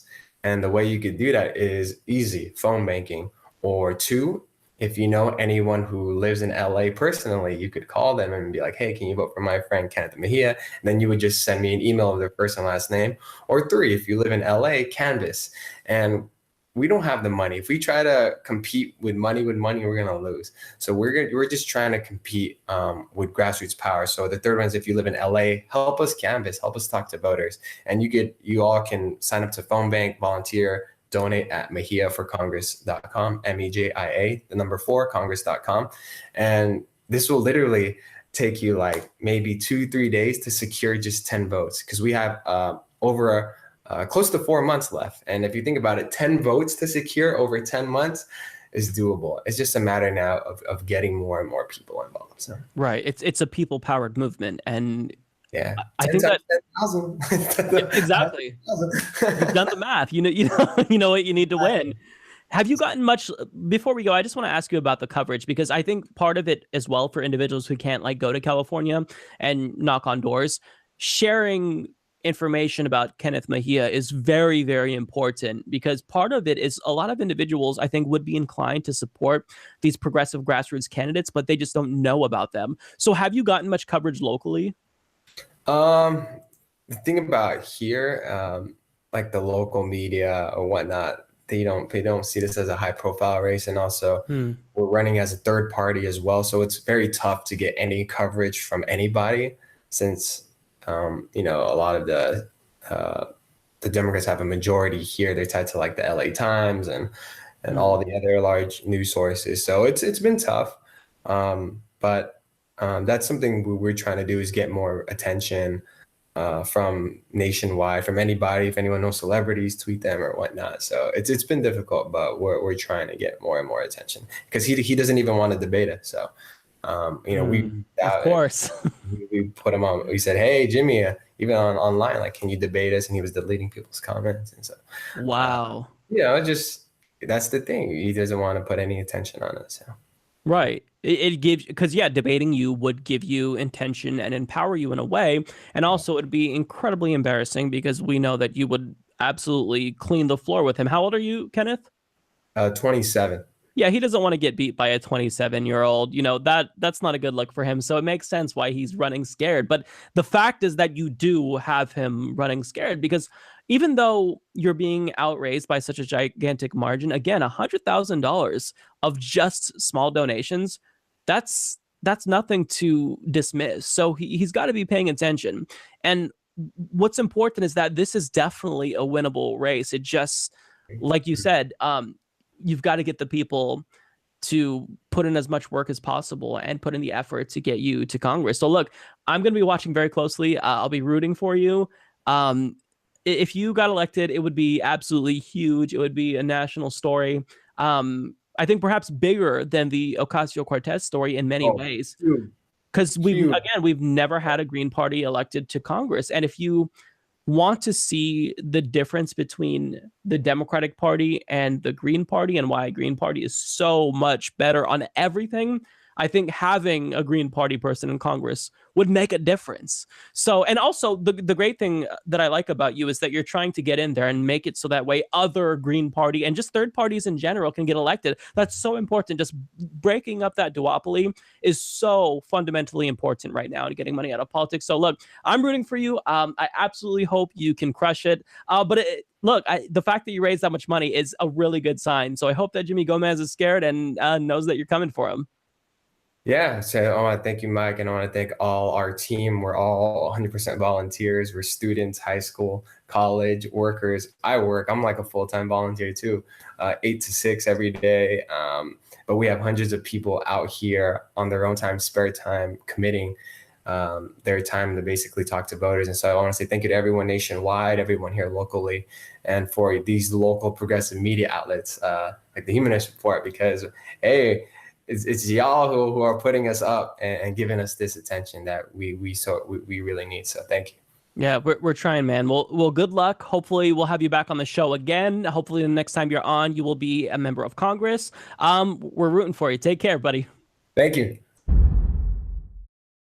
Well, that's all that I've got for you guys today. Special thanks to my guests, Sarah Smith and Kenneth Mejia. Next week on the program, I will have Levi Sanders, a congressional candidate who also happens to be the son of Senator Bernie Sanders. Maybe you heard of him. So we'll talk to him. It's going to be a great show. I hope you guys enjoyed this one.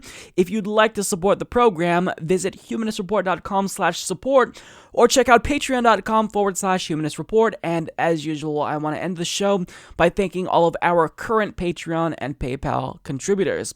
I will see you all next week. Take care.